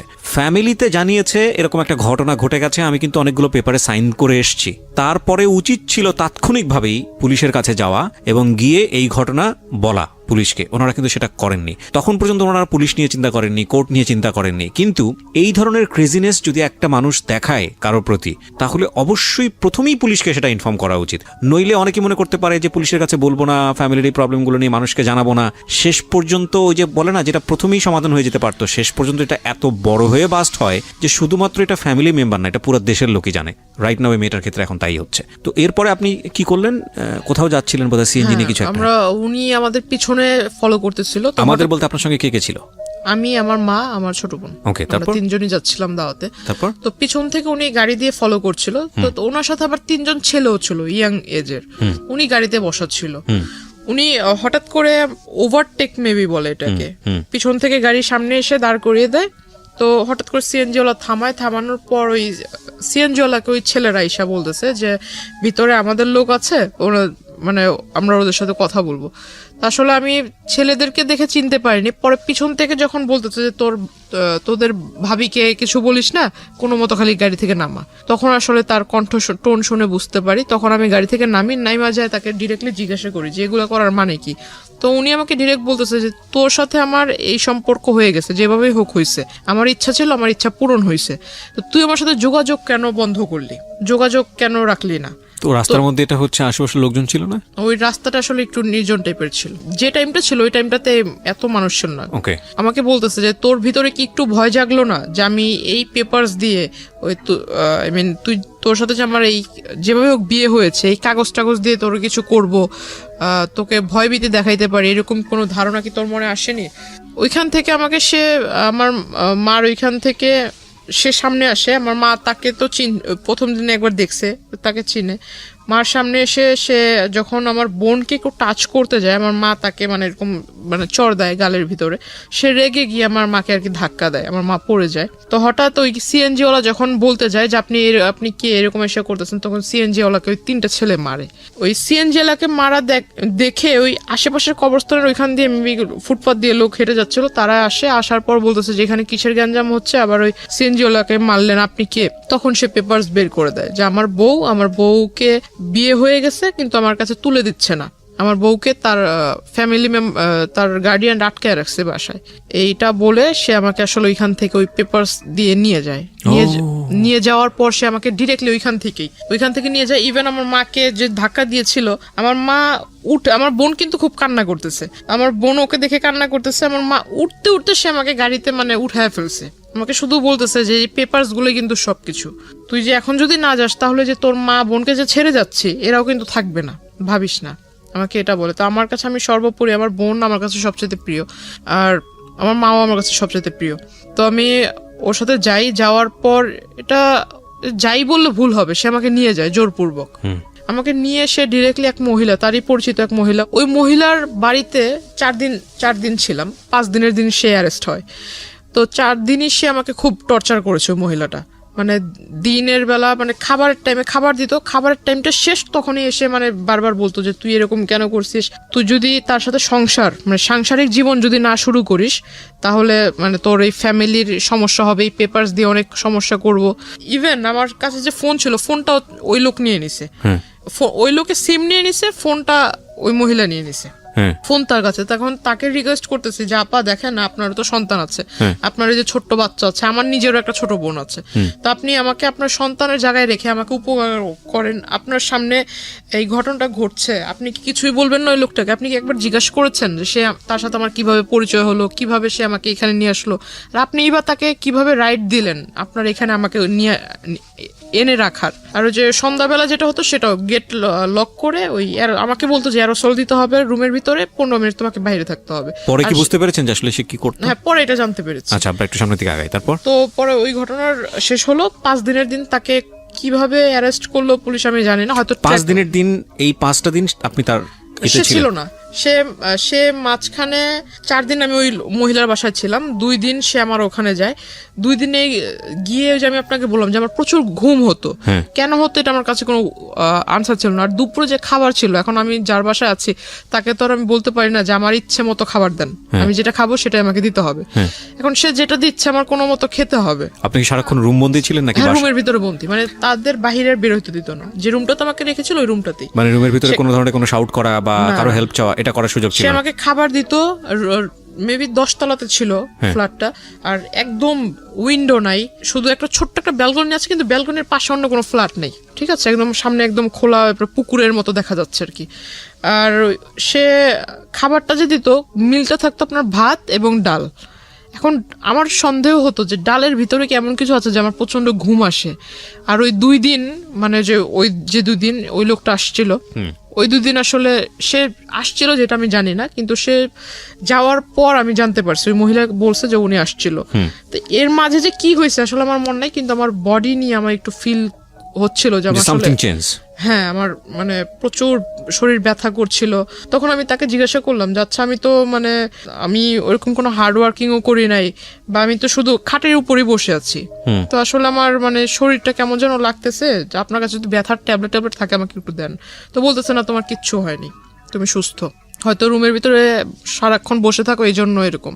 তো আমি বললাম যে রুমে যেহেতু সারাক্ষণ আপনি বলতেছেন আমি বসে থাকি, তাহলে আপনার ওখানে কোনো একটা কাজটা দেন, আমি ছোট ছোট মানে আপনাকে হেল্প করি, আপনার কাজে হেল্প করি। বলতেছে না, তোমার ওই রুমেই বসে থাকো। মানে আপনি তো নর্মালি ছিলেন, আপনার কথা শুনে যেটা মনে হচ্ছে মেন্টালি নর্মাল ছিলেন। লাইক আপনাকে তো এক জায়গায় ব্লক করে ফেলেছে, আপনার তো সামহাউ ফ্যামিলি ওখান থেকে এসকেপ করার কথা, ওইখান থেকে আপনার একটা আর্জি থাকা উচিত যে যে কোনো ভাবে হোক আমাকে এখান থেকে বের করো বা এরকম কিছু একটা। না, এটা তাকে, ওই মহিলাকে তো অনেকবার কনভিন্স করেছি, প্লাস ওই মহিলার সাথে দেখা করার জন্য ওনাদেরই দলের কিছু লোক এসেছে, মানে এটা দেখার জন্য যে আসলে ওই লোক আমাকে কেনই বা আনছে এখানে, এনে এখানে রাখছে। মানে তাড়াতাড়ি, মানে যে মহিলাটার বাসায় রাখলো ওই মহিলার সাথে ওই লোকের খুব ভালো রিলেশন, আবার ওই লোকের অগোচরে, ওই ব্যক্তির অগোচরে ওই মহিলা আবার তাদেরই দলের, যে তাদের যে রাজনৈতিক দল, ওই দলের মানুষদের সাথে ওই লোকের ব্যাপারে খারাপ আলোচনা করতেছে। এটা আমি আমার রুম থেকে শুনছি, বাইরে যারা কথা হচ্ছে। তখন আমাকে হঠাৎ ডাকলো সবাই, ডাকার পর আমাকে বলতেছে আচ্ছা, আপনার ভিতরে এমন কি দেখে সে এত পাগল হয়েছে? আসলে কি আপনাদের জমি জমার জন্য কি আপনাকে বিয়ে করা, নাকি আপনাদের সাথে আসলে ভালোবাসার কোনো সম্পর্ক আছে? তখন আমি তাদেরকে ফুল ডিটেলস বলি। তো আমি বললাম যে দেখেন, পারলে আমাকে একটু মানে একটু উপকার করেন, হয় আমার বাড়ির লোকের সাথে কথা বলায় দেন, আর না হয় আমাকে আপনারা একটু নিজ দায়িত্বে বাড়িতে পৌঁছায় দেন। এর বিনিময়ে যদি টাকা পয়সা চান, আমি চেষ্টা করবো আমার বাড়ি থেকে নিয়ে দেওয়ার জন্য। তখন আমাকে ওই যে একটা লোক আর কি বলে, একটা ব্যাড প্রপোজাল দেয় যে এইটা যেহেতু সে তার মতো একটা বুড়া লোক যদি মানে আপনার সাথে এরকম করার চিন্তা ভাবনা করতে পারে, তাহলে আমরা করলে সমস্যা কোথায়? আমরা তো এরকম চাইলেও পাই। প্রপোজালগুলো দেয়, তারা আমাকে বলতেছে যে আমাদের লিডারের মতো লোক যদি এইটা করার সিদ্ধান্ত নিতে পারে, তাহলে আমাদের কাছে তো মেয়েরা আসতেই চায় না। আমরা কি ভুল করছি? আমরা কেন এরকম পাই না? তো আমাকে সে ব্যাড প্রপোজাল দেয়। তখন আমি আসলে বুঝতে পারি যে আসলে এও হলো ওই কোয়ালিটিরই মানুষ, মানে স্কিপ করার কোনো রাস্তা নাই। না, এদেরকে আমি বললে তো আর উল্টা তাদের আবার এই সমস্ত ওদের সাথে যা যা কথা হয়েছে আমার কাছ থেকে তো সমস্ত কিছু শুনছে। শোনার পর আমি যে ওই লোকের কথা বললাম, ওই লোক খারাপ, এটা সেটা যে বললাম, এগুলো আবার যা ওই লোকের কাছে বইলা দিছে। প্রিয় শ্রোতা, এখানে একটা বিষয় আপনাদেরকে পরিষ্কার করতে চাই। জান্নাতকে বা জান্নাতের আজকের এই জীবনের জন্য জান্নাতের ভাষ্য অনুযায়ী যে ব্যক্তিটি দায়ী, আমরা তার নাম পরিচয় এখানে উপস্থাপন করছি না, যেহেতু এটা ইনভেস্টিগেটেড শো না। কিন্তু আমরা অনুষ্ঠানের শেষে গিয়ে তাকে ফোনে কানেক্ট করব, তার নাম পরিচয় গোপন রেখেই আমরা তাকে ফোনে কানেক্ট করব এবং তার বক্তব্য আমরা আজকে আপনাদেরকে শোনাবো। আমরা প্রথমে জান্নাতকে বা জান্নাতের যে পরিবার এখানে এসেছে তাদের সবাইকে ফ্লোর দিতে চাই, তাদের কথা শুনতে চাই, এবং সেখান থেকে যে প্রশ্নগুলো উদ্ভাবন হবে সেগুলো নিয়ে আমরা যে ব্যক্তিটি আজকে জান্নাতের জীবনের জন্য এই জায়গাটায় দায়ী, তার সঙ্গে আমরা কথা বলবো একেবারে অনুষ্ঠানের শেষে। সুতরাং সঙ্গে থাকবেন আশা করছি। এখানে একটা বিষয় আপনাদেরকে পরিষ্কার করতে চাই। জান্নাতকে বা জান্নাতের আজকের এই জীবনের জন্য জান্নাতের ভাষ্য অনুযায়ী যে ব্যক্তিটি দায়ী, আমরা তার নাম পরিচয় এখানে উপস্থাপন করছি না, যেহেতু এটা ইনভেস্টিগেটেড শো না। কিন্তু আমরা অনুষ্ঠানের শেষে গিয়ে তাকে ফোনে কানেক্ট করব, তার নাম পরিচয় গোপন রেখেই আমরা তাকে ফোনে কানেক্ট করব এবং তার বক্তব্য আমরা আজকে আপনাদেরকে শোনাবো। আমরা প্রথমে জান্নাতকে বা জান্নাতের যে পরিবার এখানে এসেছে তাদের সবাইকে ফ্লোর দিতে চাই, তাদের কথা শুনতে চাই, এবং সেখান থেকে যে প্রশ্নগুলো উদ্ভাবন হবে সেগুলো নিয়ে আমরা যে ব্যক্তিটি আজকে জান্নাতের জীবনের জন্য এই জায়গাটায় দায়ী, তার সঙ্গে আমরা কথা বলবো একেবারে অনুষ্ঠানের শেষে। সুতরাং সঙ্গেই থাকবেন আশা করছি। আমি কথা না বাড়িয়ে গেস্টের কাছে আবারও ফিরতে চাই, আমরা যেখানটায় ছিলাম তারপর। ওই লোক 5 দিনের যেদিন ধরা খায় ওই দিন দিনের বেলা সে আসে, আইসা মানে আমাকে জিজ্ঞাসা করে যে তুই এগুলো বলছিস আমার নেতা কর্মীর কাছে। আমি বললাম না তো, আমি এত কিছু তো বলিনি। তো বলতেছে না যে এগুলো বলছিস, তারা আমাকে মিথ্যা বলেন। আপনি স্কিপ করেন কিভাবে ওখান থেকে? স্কিপ করার কোনো সুযোগ ছিল না। কি হলো, মানে বেরোলেন কিভাবে? তাকে অ্যারেস্ট করে সে আমাকে আপনি জানলেন, আপনি কিভাবে বেরোলেন? আপনি তো আগে জানেন নি অ্যারেস্ট হয়েছে। হ্যাঁ, ওইখানে হয়েছিল কি, আমি ওই তাদের মধ্যে একজনকে রিকোয়েস্ট করেছিলাম যে আপনারা কি মানে তার ওয়াইফ বাচ্চা কারো ডিটেলস জানেন কি, বা তার ওয়াইফের নাম্বার আছে কিনা। তো একজন বলতেছে যে হ্যাঁ তার ওয়াইফের সাথে তো আমাদের খুব ভালো রিলেশন। তাই আমি বললাম আপনি একটু পারলে ওনার ওয়াইফের সাথে আমার কথা বলাই দেন, আর না হলে ওনার ওয়াইফকে এখানে আসতে বলেন। ওনাকে বলি, তো ওই লোকটা করছে কি যে ওই লোকটা আবার আমাকে ওই দিনই বললো যে তুমি আমার বোনের মতো, এরকম করে বললো। তো আমি আবার একটু বিলিভ করে ফেললাম, যেহেতু বোন বলছে হয়তো ভালোই হবে। তো উনি করছে কি ওনার ওয়াইফকে আনার পর ওনার ওয়াইফ আমাকে বলতেছে যে চল তুই আমার সাথে চল, মানে খুব রাগান্বিত হয়ে বলতেছে। তার ওয়াইফ ওইখানে আসার পর তার ওয়াইফ আমাকে এই কথা বলে যে আমার সাথে চল, তুই আমার সাথে গেলে আমার বাসায় যাবি, যাই ওইখানে থাকবি, তারপর আমি সবকিছু শুনে টুনে তোরে তোদের বাসায় দিয়ে আসবো। তো যার বাসায় ছিলাম সে মহিলা আমাকে বলতেছে যে না তুমি ওনার সাথে যেও না, ওনার সাথে গেলে উল্টা আরো তোমাকে মারবে ধরবে। তো আমি বললাম তাহলে আমি কি করব? তো বলতেছে যে এখান থেকে তুমি বরঞ্চ যে আমাদের আরেক ভাই আছে ওনার সাথে তুমি কোনো মতো রোডটা পার হোক। ওই লোকটা আমাকে নিয়ে সিএনজি করে আমাকে নিয়ে চলে গেল আপনার ওইখানে আমাকে নিয়ে যাওয়ার পর আমাকে বলতেছে যে এখান থেকে বাসে করে আমাকে আমার বাড়িতে পাঠায় দিবে। এখন বাসে করে যে আসবো, আমার কাছে তো টাকা নেই, বাসে করে না হয় সে পাঠায় দিল, আর সে আমাকে বাসের ভাড়াও দিবে না, বাসে করে পাঠাবে বাসের ভাড়া দিবে না। তখন ওই লোক ফোন দেয়, ফোন দিয়ে তাকে জিজ্ঞাসা করে যে আমাকে নিয়ে কোথায়, মানে তার সাথে আবার তার ওয়াইফের অন দ্য স্পটেই তার ওয়াইফ আমাকে আবার ঢোকার সাথে সাথেই 2-3টা চর দিছে। এইটা আবার ওই লোক জানতে পারছে, যার বাড়িতে রাখছিল তার কাছ থেকে জানতে পারছে। তো সে করছে কি এইটা শোনার সাথে সাথে ওই বাসায় গেছে, তার ওয়াইফকে আবার সে মারছে সবার সামনে। তো ওইটা তো আসলে আমার তো কোনো দোষ না, তার ওয়াইফকে সে মারছে, এটা সে জানতে পারছে এই জন্য। তো সে ফোন দিয়ে জিজ্ঞাসা করে যে লোকের সাথে আমাকে পাঠায় দিল, তার কাছ থেকে তাকে ফোন দিছে। ফোন দেওয়ার পর সে জানতে পারলো যে আমাকে নিয়ে অমুক জায়গাতে আছে। তো উনি বলতেছে যে তুমি ওইখানে থাকো, আমি আসতেছি। উনি আসার পর আমাকে ওনার সাথে করে বললো যে তোমার বাড়িতে নিয়ে যাও, তোমার বাড়িতে নিয়ে যাও, আমি আইসা তোমার যা ওর থাকার খরচ যা লাগে আমি এগুলো দিব। কে বলেছে এটা? মানে ওই যে ওই লোক, উনি ওনার সাথে ওনার বাড়িতে পাঠালো। তো ওনার বাড়িতে পাঠালো, হ্যাঁ ওনার ওয়াইফের বাসায় ছোট্ট একটা ঘরের ভিতরে মানে তারা থাকে। এখন তাদের হাজবেন্ড ওয়াইফের মাঝখানে আমি কিভাবে থাকবো? ছোট্ট একটা ঘর, এই ঘরের ভিতরে মানে তাকে আমি বলতেছি ভাই দেখেন আপনি আমাকে দয়া করে আমার বাসায় পৌঁছা দেওয়ার ব্যবস্থা করেন, আমাকে বাসায় পৌঁছায় দেন। আর আপনি তো এই সমস্ত ঘটনা নিজেও দেখতেছেন, আপনি যেহেতু বোন বলে ডাকছেন আমাকে বাড়িতে দেন, আমি খুব উপকৃত হব। মানে যে লোকটার মাধ্যমে পাঠাচ্ছে ওই লোকটার সাথে আপনার কথোপকথন? হ্যাঁ, এই কথা বলার পর সে আমাকে বলতেছে যে না এখন আমি যদি আপনারে দেই তাহলে তো আমার নামে আবার কেস করে দিবে, উনি লিডার যে মানে রাগী লোক, আমি আপনাকে দিব এই কথা জানতে পারলে আমার নামে কেস করে দিবে। তারপর ওইখান থেকে আমাকে সে তার সাথে তাদের বগুড়াতে নিয়ে যায়, তার ওয়াইফের মানে তার শ্বশুর বাড়িতে। মানে উনি আমাকে বলতেছে যে বোন দেখো তোমাকে যদি এখন আমি তোমার বাড়িতে দিয়ে আসতে যাই তাহলে আমার নামে তো সে কেস করে দিবে, তো আমি আসলে কোনো যাও খেটে খাচ্ছি তাও খেটে খেতে পারবো না। মানে আপনাকে সেভ করতে সে তার বাড়িতে নিয়ে যায়? হ্যাঁ, তার শ্বশুর বাড়িতে নিয়ে যায়, তার ওয়াইফের সাথে, মানে সে সহ তার ওয়াইফ, তাদের দুজনের সাথে আমাকে তাদের শ্বশুর বাড়িতে নিয়ে যায় বগুড়াতে। আপনি কি ইন দ্য মিন টাইম আপনার ফ্যামিলির সঙ্গে যোগাযোগ করতে পেরেছিলেন? কল করেছিলাম কিন্তু সেটা বলে দিছে ওনার ওয়াইফ বলে দিছে। আপনার ফ্যামিলির সঙ্গে কথা হয়েছে? আপনার মার সঙ্গে কথা হয়নি, কল করেছিলাম, কল রিসিভ করেনি। ওকে, আননোন নাম্বার দেখে কল রিসিভ করেনি। তো এটা আবার অলরেডি আপনাকে যে চিন্তাই করেছে বা যে অপহরণ করেছে সে ইনফর্ম হয়ে গেছে। ওকে, জেনে গেছে। তারপর ওই বগুড়া থেকে সে হয়তো কোনো কিছু একটা ভেবেছে ওইখানে সেফ না বা আমাকে রাখলে সে ধরা খায় যাবে। আর এই মাঝখানে সে জানতে পেরে গেছে তাকে অনেক সাংবাদিক বা পুলিশের লোক সোর্স তাকে ফোন করেছে, এটা সে জানতে পেরেছে। আর সে হয়তো কিছুটা ধারণা করতে পেরেছে যে পুলিশ তাকে খুঁজছে, এরকম কিছু। মানে সামহাও আপনার ফ্যামিলি থেকে স্টেপ নিয়েছে ইতিমধ্যে। ওকে, আমাকে বগুড়া থেকে ওই রাতের মানে যেদিন গেলাম বগুড়াতে আমাকে নিয়ে গেল সেদিনই ভোরবেলা, মানে সন্ধ্যায় বেলা এখান থেকে গেল, ওইখানে যে পৌঁছেছি রাতের মেবি 2টার দিকে বা 2:30টার দিকে। ভোরবেলা সে আমাকে ওইখানে চলে গেছে আনার জন্য।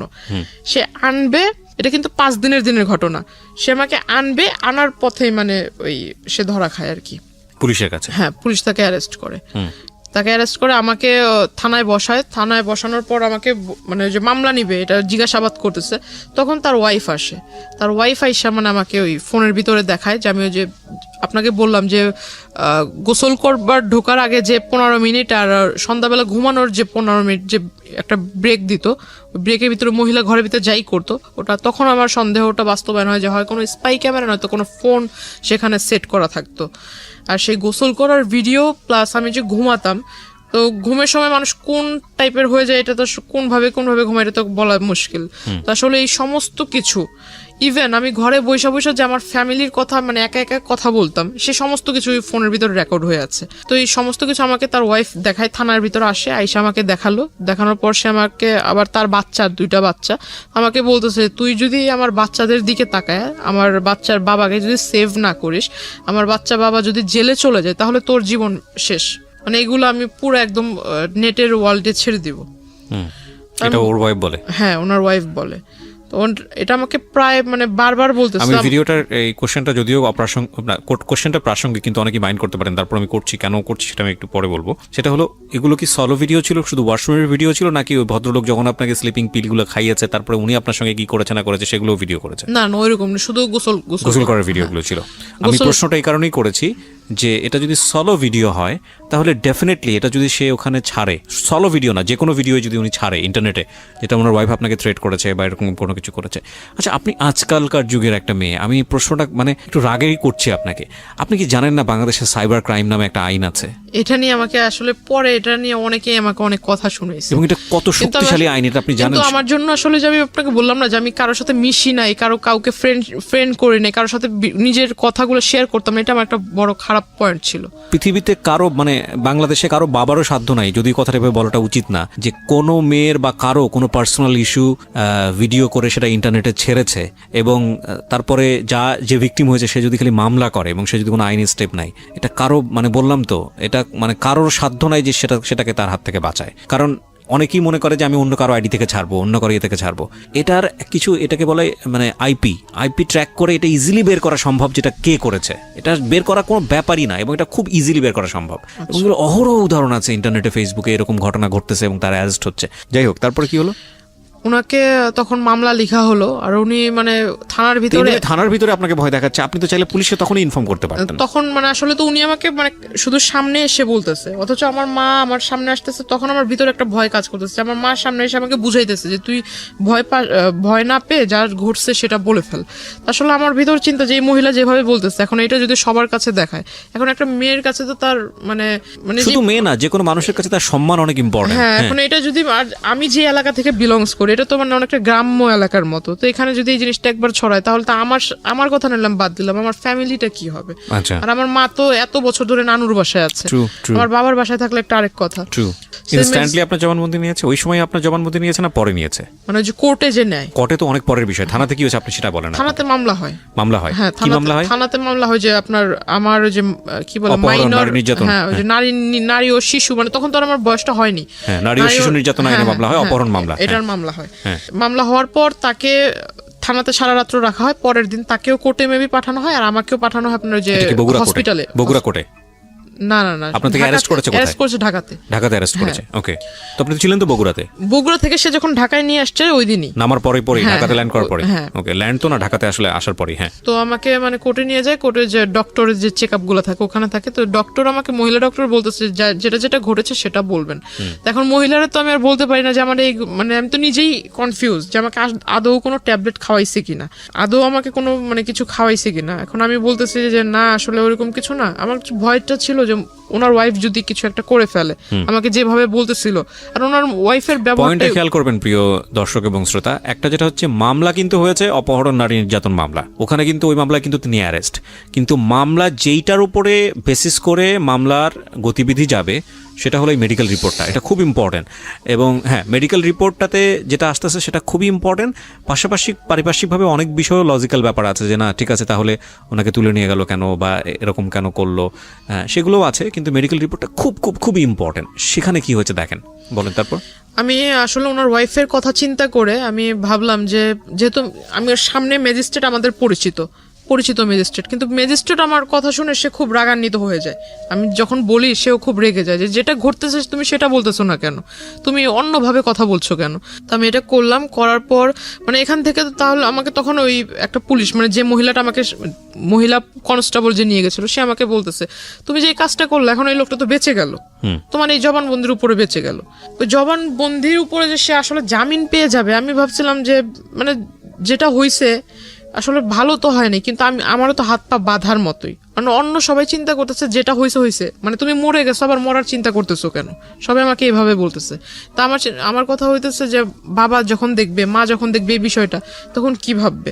ডিসিশন পাওয়ার পর আমরা নিজেদের যতটুকু যথাসাধ্য চেষ্টা করে যে আসামিকে অ্যারেস্ট করছি, তা আসামিকে অ্যারেস্ট করে লাভটা কি হলো। ডেফিনেটলি মানে ক্ষিপ্ত হওয়া উচিত, আমরা নিজেরাই ক্ষিপ্ত হয়ে যাচ্ছি আপনার কথা শোনার পরে। খুব রেগে যায় তখন, আসলে আমি চুপচাপ ছিলাম। তখন আমাকে সে রাগ করে আমাকে বলতেছে যে ওরে বাড়িতে দিয়েও লাভ নাই, এর থেকে বোঝা যাইতেছে যে আসামির সাথে ওর ভালো কম্বিনেশন আছে। ইউ ডোন্ট ডিজার্ভ ইট, প্রথম কথা হচ্ছে এটা, কারণ আপনি এত বড় রকমের ভুল করেছেন, আনথিঙ্কেবল। ওকে, তারপর তখন আর আমাকে মানে কেউ পাত্তা দিচ্ছিল না, কেউ দাম দিয়ে কথা বলছিল না, কেউ আমাকে মানে কোন একটা ভালো কিছুর জন্য বলছিল না, সবাই যেন এরা চলতো। 4 মাস না 5 মাস পর সে জেল থেকে বের হয়। বের হওয়ার সাথে সাথে আমার মামির সাথে কন্ট্যাক্ট করে। আমার মামির সাথে একটা ভালো রিলেশন তৈরি করে ফেলে। মামির কাছে এই পিকচার গুলো পাঠায়, মামি আমাকে এই পিকচার গুলো দেখায়। মামিকে পিকচার কি নেটের মাধ্যমে পাঠিয়েছে নাকি মেইল করে? মেসেঞ্জারে উনি পাঠিয়েছে। সেটা তো নেটে ছাড়া হলো না, ব্যক্তিগতভাবে আদান প্রদান হয়েছে, কিন্তু নেটে ছেড়েছে আপনি নিশ্চিত হয়েছেন কিভাবে? এটা তো মামির ফোন থেকে, মানে ওনার যে আপনার আইডি খুলে যে ওইটাতে ছাড়ছে সেটার লিংক মামিকে দিয়েছে, আইডির লিংকটা মামি আইডিতে ঢুকে পিকচার উনি দেখছে, দেখার পর আমাকে দেখাইছে। তখন আমি সুইসাইড করার আর কি মানে প্ল্যানটা করি। তখন থেকে মানে সে করে কি ওই যে ওই পেপারস গুলা দিয়ে অভিযোগ করে 13টা জায়গাতে অভিযোগ করার পর আস্তে আস্তে মানে যে আপনার বাড়িতে র্যাব, তারপর পুলিশ, ডিভির লোক দিনে 3-4 বার করে এসে আমি আমার বাড়ির লোকের হয়ে অভিযোগ করেছি যে আমার বাড়ির লোকগুলা মাদক ব্যবসার সাথে জড়িত, প্লাস আমার সাথেও বাজে কাজ করায়, আমাকে ফোর্স করে। ও কি চাচ্ছিল মানে যে লোকটা আপনাকে এভাবে জোর করে নিয়ে সংসার করবে, ও সামহাও আপনাকে লাইফ লাগবে, যেহেতু এত কিছু হয়ে গেছে এবং সে প্ল্যান ছিল আর কি। ওকে, তারপরে কিডন্যাপ করলো আপনার বোনকে। তারপর বোনকে কিডন্যাপ করার পর আমার বোনকে নেওয়ার সাথে সাথে আপনার খুব মানে আমাদেরকে তো কল দিচ্ছে, আমাকে কল দিচ্ছে বারবার, যে বলতেছে যে তুই যদি না আসিস তাহলে তোর বোনকে আর দেখতে পারবি না। বোনটা তখন 2 বছর, মানে 2 বছর বেবি কত ছোট, তো ওকে আসলে খুব মারতেছিল, সেটা আমিও শুনতেছিলাম। ফোন লাউডে ছিল, প্লাস এটা আসলে ওই ট্র্যাক করা হচ্ছিল, প্রশাসনের লোক ট্র্যাক করতেছিল যে যা কথা হচ্ছিল। তো আমার বোনকেও চর দিছে, আমার বোনকে নিচে ফেলে আমার বোনের মাথার উপরও বুট জুতো দিয়ে মানে কি বলো ওটাকে মানে চাপ দিচ্ছিল জোরে জোরে। প্রিয় দর্শক এবং শ্রোতা, এই পার্টটাতে ওনার যে ছোট বোন এবং ওনার মা দুজনই স্টুডিওর বাইরে আছে, আমরা দুজনকে এখানে হাজির করছি, এবং ভিডিও পার্টে আমরা ওনার বোনের ফেসটা আমরা দেখাবো না, এবং যেহেতু ওনার অপ্রাপ্ত বয়স্ক আমরা একটু নিয়ে আসতে চাই, আমরা একটু ওনাদের কাছেও জিজ্ঞাসাবাদ করতে চাই আসলে কি, বিশেষ করে ওনার ছোট বোনকে জিজ্ঞাসাবাদ করতে চাই। কি নাম তোমার? হীরা। আচ্ছা, হীরার বয়স হচ্ছে 4 বছর। ওকে যখন এটা করা হয়েছিল তখন 2 বছর বয়স আপনি বলছিলেন, তাহলে তোর মনে থাকার কথা না? তারপরেও আমি টুকটাক ওর আমাদের একটা প্লাস পয়েন্ট ছিল, আমাদের জন্য না, এটা প্রশাসনের জন্য প্লাস পয়েন্ট ছিল, যে প্রশাসন ওকে উদ্ধার করে সেই প্রশাসনের কাছে ও যখন উদ্ধার করছে ওই অন দ্য স্পটে আসামিকে অ্যারেস্ট করার সাথে সাথে মানে ও কিন্তু ওকে যখন জিজ্ঞাসা করছে বাবু তোমার সাথে কি করছে, তখন মানে ও সমস্ত কিছু বলে। সেটা তো আমি মামলার চার্জশিটের মামলা যেটা হয়েছে আমি সেখানে দেখলাম, নিজের মুখে বলছে। হ্যাঁ, মামলাতে কাগজপত্র আছে, দেখে আমি কিছু পাই নাকি। তোমার কি মনে আছে হীরা যে 2 বছর আগে কি হয়েছিল, কে তোমাকে কোথায় নিয়ে গিয়েছিল মনে আছে? কুরআন দিছিল, মানে ঘুরাইছে, পা ধরে ঘুরাইছে। ও পা ধরে ঘুরিয়েছে। চিন্তা তুমি লোকটাকে? কানা। হ্যাঁ, ওর নাম আর কি, ও কানা বলে। কানা বলো তুমি ওকে? আচ্ছা, তো কোথা থেকে নিয়ে গিয়েছিল তোমাকে? আমি খেলতেছিলাম, তারপর আমার নিয়ে দিছিল। তোমাকে নিয়ে গিয়েছিল কি বলে নিয়ে গিয়েছিল? কইছে কি আমারে মারবে তোমাকে, ধরে নিয়ে গেছিল। কি করেছে তোমাকে? ঘুরিয়েছে, আর কি করেছে তোমার সাথে? পাউডার কুরআন দিছে, থাপ্পড় মারছে। ওহো, তারপরে তুমি বাসায় আসলা কিভাবে? বাসায় আমার নানা আয়না দিয়েছে। আচ্ছা, কিভাবে উদ্ধার হয়েছিল আমাকে একটু বলেন তো। আপনি আচ্ছা, বলেন। যে ওকে মানে আমাকে ওই লোক বলছিল যে তোর মানে তোর বোনকে যে আমি যে নিয়ে আসছি, যেভাবে নিয়ে আসছি, যে মাধ্যমে নিয়ে আসছি, এখন ওর মুক্তিপণ হিসেবে যেটা চাই সেটা হলো তুই। না, আমি বুঝতে পেরেছি, আমি রেজাল্ট জানতে চাচ্ছি। তো আপনি তাহলে কি করলেন? ওনার কথায় কনভিন্স হয়েছে না? হ্যাঁ, আমার কথা শুনে আমার মনে হলো যে যেহেতু আমার কারণে সে এত কিছু করতেছে, আর আমাকে পাওয়ার পর যদি সে আসলে এগুলো না করে, এগুলো থেকে যদি বিরত থাকে, তাহলে আমি আমার বোন এবং মাকে ভালো রাখার জন্য, যাতে আমার কারণে তাদের সমাজের লোকের কাছ থেকে কিছু না শুনতে হয়, আমি এই জন্য এতটুকু স্যাক্রিফাইস করব। যেহেতু আমার লাইফের লেখাপড়ার ইচ্ছা ছিল, লেখাপড়াটা শেষ হয়ে আমি গেছে। কোনো ব্যাখ্যাতে যাচ্ছি না। তারপর আপনি হ্যাঁ, কি করলেন? তারপর আমি আসলে যাই। যান। ওনারা সবাই মিলে বসে একটা স্ট্যাম্পের মাধ্যমে, স্ট্যাম্পে লিখিত হয় যে ও আমাকে এই দিবে সেই দিবে, মানে জমি টমি দিবে, হাবিজাবি লিখে আমাকে ওর হাতে দেয়। এখানে একটা কথা বলে রাখি যারা শ্রোতা এবং দর্শক আছেন, এখানে আমরা খুব সচেতনভাবে উনি যার সম্পর্কে কথাগুলো বলেছে তার পরিচিতি আমরা রিভিল করিনি, because this is not investigative show. এবং শুধু এটাই না, উনি যাকে মামা বলছেন বা যাদের আশেপাশে যে লোকজনের কথা আছে, they are highly background in our society, very very high background. এখানে আপনি বললে অবাক হয়ে যাবেন যেখানে কারা কারা ওনার সঙ্গে জড়িত। হ্যাঁ, মানে এমন কেউ নাই প্রশাসনের টপ লেভেল থেকে শুরু করে, মানে রাজনীতিবিদ থেকে শুরু করে ওনার আত্মীয় স্বজন, বাট আমরা কারোর পরিচয় রিভিল করিনি। বাট আমি কথাটা এই কারণেই বলছি যে এইরকম একটা ব্যাকগ্রাউন্ডে থাকার পরেও একটা মেয়ে এই পরিমাণ ভিকটিম হতে পারে আমাদের সোসাইটিতে, that is quite unthinkable to me. মানে আমি ভাবতে পারতেছি না এই কারণে যে মানে এতটা কিভাবে সম্ভব, বলেন। তারপর আমি ওখানে যাই, যাওয়ার পর দেখলাম, আমি যেদিন থেকে গেলাম, যাওয়ার পর দেখলাম যে একদম সে আর আগের মতো নাই, সে একদম ভালো না। আমি যতদিন ছিলাম ততদিন আর কোনো সমস্যা নেই। কতদিন ছিলেন? আমি ওখানে 15 দিন ছিলাম। তারপরে ব্যাক করলেন কেন? ব্যাক করার কারণ হলো, সে 15 দিনের ভিতরে তার সাথে আমার এমনি কোনো গ্যাঞ্জাম হয়নি, শুধু গ্যাঞ্জাম হতো এটাই, সে বারবার আমাকে বলতো যে তোর বাড়িতে কল দে, আমি তোর বাড়ির লোকের সাথে কথা বলবো, তোর বাড়ির লোককে আমাকে মেনে নিবে, আমাকে মেনে নিতে হবে। 65 বছরের একজন বৃদ্ধ মানে লোক, সে বারবার আমাকে এটাই বলতো। এবং আপনি হচ্ছেন তখন 17-18 বছর বয়স। হ্যাঁ, আর আমাকে বারবার এক কথা বলতো যে তোরে যদি আমি না পাই, আমি যেভাবে চাই সেভাবে যদি না পাই। মোস্ট কমন ওয়ার্ড, যারা ক্রেজি হয় ছেলেরা তাদের এটা খুব না, কম। না, যে তোরে acid যদি আমি না মারবে, পাই এটা- অ্যাসিড মারবো বা তো হ্যাঁ। অন্য কারো হতে দিব না, কমন ওয়ার্ড।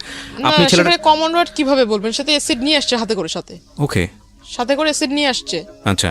মামা আমাকে বাসায় যেতে বললো, বাসায় চলে যাই। বাসায় যাওয়ার পর আমি আসলে গেছি, তার পরের দিনই আমার নামে মামলা করে যে আমি তার বাসা থেকে আসার সময় জিনিসপত্র চুরি করে নিয়ে হ্যাঁ, আসছেন। হ্যাঁ, তার জমি জমার টাকা পয়সা, তার পাসপোর্ট, তার নাকি ট্রান্সপোর্টের লাইসেন্স। বাংলাদেশে এই মামলা অসংখ্য মেন নামে করে যখন এই যে বাসা থেকে চলে আসে।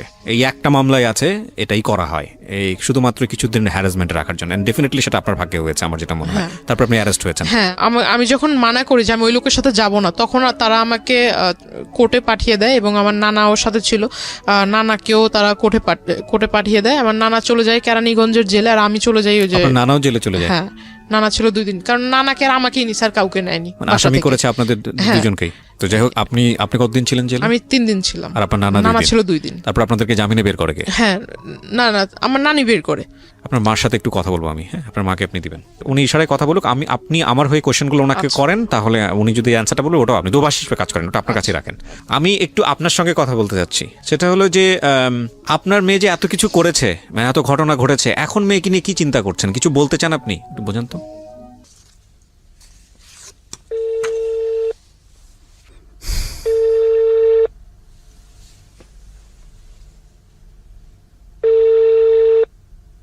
জি, আসসালামু আলাইকুম ভাইজান, কেমন আছেন? ভালো আছেন আপনি? আলহামদুলিল্লাহ। আচ্ছা, আপনার কাছে ফোন দিয়েছি জানার জন্য, সেটা হচ্ছে জান্নাত নামে কোনো মেয়ে কি আপনি চেনেন? হ্যাঁ, চিনি। আচ্ছা, উনি এসেছিলেন আমাদের এখানে, জীবন গল্পটা এখানে বলেছে, তো পুরো জীবন গল্পেই যেটা হয়েছে যে আপনার নামটা জড়িত। হ্যাঁ, তো আমরা যে গল্পটা নিলাম সেখানে আমরা দেখেছি যে মূল বিষয়টা যেটা এসছে, বেশ কয়েকটা বিষয়, এই বিষয়ে আপনার বক্তব্য জানার জন্য আপনাকে ফোন দেয়া। এবং এই 1 নম্বর সেটা হলো যে উনি যেটা দাবি করেছেন যে এক পর্যায়ে ওনাকে আপনি প্রেমে পড়তে বাধ্য করেন বা এরকম একটা কিছু, এবং তারপরে যেটা হয় যে ওনাকে আপনি কিডন্যাপ করে বিয়ে করেন, জোর করে বিয়ে করেন, এবং কিছু কাগজে সাইন নেন। এটা কতটুকু সত্য? 100% মিথ্যা। ইনশাআল্লাহ আমি কোরআন শরীফ হাতে নিয়ে আপনাদের সামনে বসবো, আমি সব এভিডেন্স দিয়ে আপনার সাথে বসবো। কিন্তু আমার এখানে যে এভিডেন্সটা আমি পেয়েছি, এই ঘটনার প্রেক্ষাপটে আপনার বিরুদ্ধে একটা মামলা হয়। হ্যাঁ, ওই মামলাটাতে সে 22 ধারা কি জবানবন্দি দিয়েছে, ওটা কি দেখছেন? না, জবানবন্দির আমার হাতে যে চার্জশিটটা আছে, সেই চার্জশিটে আমি যেটা দেখতে পাচ্ছি, এখানে চার্জশিটে আপনাকে দোষী প্রমাণ করা হয়েছে। না, আমি এখনো দোষী প্রমাণ হয়নি, মামলা প্রায় খালাসের পথে। যে সে তাকে যে অপহরণ করা হয়েছে সে যে বলছে, এবং সে যে 22 ধারায় জবানবন্দি মাননীয় বিজ্ঞ আদালতে সম্মানিত ম্যাজিস্ট্রেট সাহেবের কাছে দিয়েছেন, ওই 22 ধারার কাগজটা তাকে দিতে বলেন। ওইখানে সে কি সেইটা প্রমাণ করে গেছে যে আমি তাকে কিডন্যাপ করি নাই। তারা তো শুধু তাদের কথাগুলোই বলছে, কিন্তু তারা মিথ্যা কথাগুলো বলছে। তো যেই জিনিসগুলো আমার হাতে এসছে প্রমাণের জায়গা থেকে, একটা হচ্ছে কিছু তদন্ত রিপোর্ট। প্রথম যে মামলাটা হয়েছিল আপনার, উনি যে মামলাটা করেছিলেন, সেই মামলায় আমি যেটা দেখতে পাচ্ছি যে চার্জশিটটা দেওয়া হয়েছে, সেই চার্জশিটে স্পষ্টভাবেই বলা হয়েছে যে আপনি ওনাকে কিডন্যাপ করেছেন। এবং এর পরবর্তী বক্তব্য আপনার যেটা, আপনি যেটা বলছেন যে 22 ধারা বা মামলা ডিসমিসের পথে আছে, এটা হচ্ছে আপনার বক্তব্য, তাই তো? হ্যাঁ, 22 ধারা সে বিজ্ঞ আদালতে যে জবানবন্দি দিয়েছে ওই ধারাতে বলছে আমি তাকে অপহরণ করি না, সে স্বইচ্ছায় আমার সাথে গিয়েছে। আচ্ছা, এটা হচ্ছে এই প্রেক্ষাপটে আপনার বক্তব্য, কিন্তু আপনি কোর্টকে রেফার করছেন। 1 2 নম্বর যেটা, সেটা হচ্ছে আপনার বিরুদ্ধে আরও একটি মামলা হয়। সেই মামলাটা হচ্ছে তার যে ছোট বোন, তার বয়স এখন বোধহয়, তার ছোট বোনকে অপহরণ করেন আপনি, এবং তাকে পাওয়ার জন্য, তাকে করার জন্য, মানে জোর করে পাওয়ার জন্য। সেই সময় আপনার তার সাথে যে ফোনের কথোপকথন, সেই কথোপকথন লিখিত আকারে এখানে আছে। এবং আমি যেটা দেখতে পাচ্ছি, সেই মামলারও একটা চার্জশিট হয়েছে। সেই চার্জশিটে স্পষ্ট করে বলা হয়েছে যে আপনি অপহরণ করেছেন, আপনাকে অন স্পট ধরা হয়েছে এবং আপনি এটার অপরাধী। কি বলার আছে এটার প্রেক্ষাপটে? আচ্ছা, এই প্রসঙ্গে তার মামা তাদের স্থানীয় ইউনিয়ন পরিষদ চেয়ারম্যান একটা বৈঠক করে বিচার করে আমাদেরকে মীমাংসা করে দিয়েছেন। কেমন মীমাংসা করে দেওয়ার পরে তিনি 10 মাস 10 দিন পরে আবার আমার কাছে চলে আসতেন যে আমি সংসার করব। এই প্রতিমধ্যে তার মামা, তার নানি এবং তার তার নানা, তার মামি, তার মামা এবং সে প্রায় আমার সাথে যোগাযোগ করতো টেলিফোনে। আমি বললাম যে না, যেটা একেবারে শেষ হয়ে গেছে ওটা নিয়ে আমি আর মাথা কামাইতে রাজি না। যেটাতে বিচার হয়েছে সম্মানিত চেয়ারম্যান সাহেব, মাননীয় চেয়ারম্যান সাহেব বৈঠক করে এটা মিনিমাইজ করে দিয়েছেন, ওটাতে আমি আর যেতে রাজি নই। তখন সে বললে যে তুমি যদি আমাকে না নাও, আমি তো কলঙ্কিত হয়ে গেছি। আমার মা বাবা, আমি নানার বাড়িতে থাকি, আমার কোনো পরিচয় নাই। এখন আমার নানি আমাকে প্রথম যে মামলাটা, ওই মামলাটাও সে জেলে ছিল, ওই মামলায় সেও জেলে ছিল 16 দিন, আমি ছিলাম 21 দিন। আমারটা যখন তার এইজ প্রমাণ করে দিল আমার বউ বা আমার ছেলেমেয়েরা বা আমার লোকজনে, তখন মাননীয় আদালত আমাকে জামিন দিয়েছে। এজাহারে তার মামা তার ওই ছোট বোনকে নিয়ে আমার কাছে এসে বললেন যে তুমি একে রাখো, জান্নাতকে বা আমার মাকে ফোন দাও, জান্নাত চলে আসবে। মেয়ের জ্বালায় আমরা অস্থির, মেয়ে হয়ে গেছে, মেয়ে চরিত্রহীন। আমি বললাম যে না মামা, এটা কি বলেন, আমার পক্ষে এটা সম্ভব নয়। এজাহারে তার মামার নাম ছিল, কিন্তু চার্জশিটে তার মামার নাম বাদ দিয়ে সেখানে আমার নাম দিয়েছে। একজনও সাক্ষী দিতে আসে না, কোনো মামলাকে সাক্ষী দিতে। আচ্ছা, সবশেষে আমি আপনার নিশ্চয়ই আপনার বলার অনেক কিছু আছে, আমি আপনাকে বলার জায়গা থেকে, আমি এই জায়গাটা থেকে আমি মনে করি আপনার বলতে দেওয়া উচিত। কিন্তু আমি শেষমেশ যে প্রশ্নটা করতে চাই মানবিক জায়গা থেকে, আমি প্রথম যে ব্যাপারটা আমি আপনাকে পরিষ্কার করি, আমাদের অনুষ্ঠানের উদ্দেশ্য আপনি দোষী না জান্নাত দোষী সেই বিষয়টা প্রমাণ করা না। হ্যাঁ, আমাদের অনুষ্ঠানের উদ্দেশ্য হচ্ছে যে এই রকম একটা অসম প্রেম বা জান্নাত যে কথাগুলো বলেছে বা আপনি আপনার পক্ষ থেকে যে কথাগুলো বলেছেন, মূলত ক্ষতি দুইজনেরই হয়েছে, রাইট? আপনারও ক্ষতি হয়েছে, তারও ক্ষতি হয়েছে। সো এই ক্ষতির বিষয়টা মানুষ জেনে মানুষ যাতে সচেতন হয়। আপনাদের দুজনের কারো দিকে আঙুল তোলা আমাদের অনুষ্ঠানের উদ্দেশ্য না। অনুষ্ঠানের মূল জায়গাটা হচ্ছে মানুষকে সচেতন করা। এবং একই সাথে আপনাকে এটাও বলতে চাই যে আমাদের এই যে আমরা আপনাদের দুজনকে দেখিয়ে মানুষকে সচেতন করছি, আর যদি দোষী বা নির্দোষের ব্যাপারটা থাকে সেটা সম্পূর্ণ এখতিয়ার হচ্ছে কোর্টের। আমরা শুধু কিছু কাগজ পেয়েছি এবং আমরা মনে হচ্ছে যে আপনার বক্তব্যটা জানা উচিত, সে অর্থে আপনার বক্তব্যটা জানলাম। এবার আমি আপনাকে কিছু প্রশ্ন করতে চাই। প্রথম কথা হচ্ছে আপনার বয়স, আমি যেটা দেখলাম কাগজে কলমে এখানে 50 বলা হয়েছে। তো হ্যাঁ, তো এই যে 50 বছর বয়স বা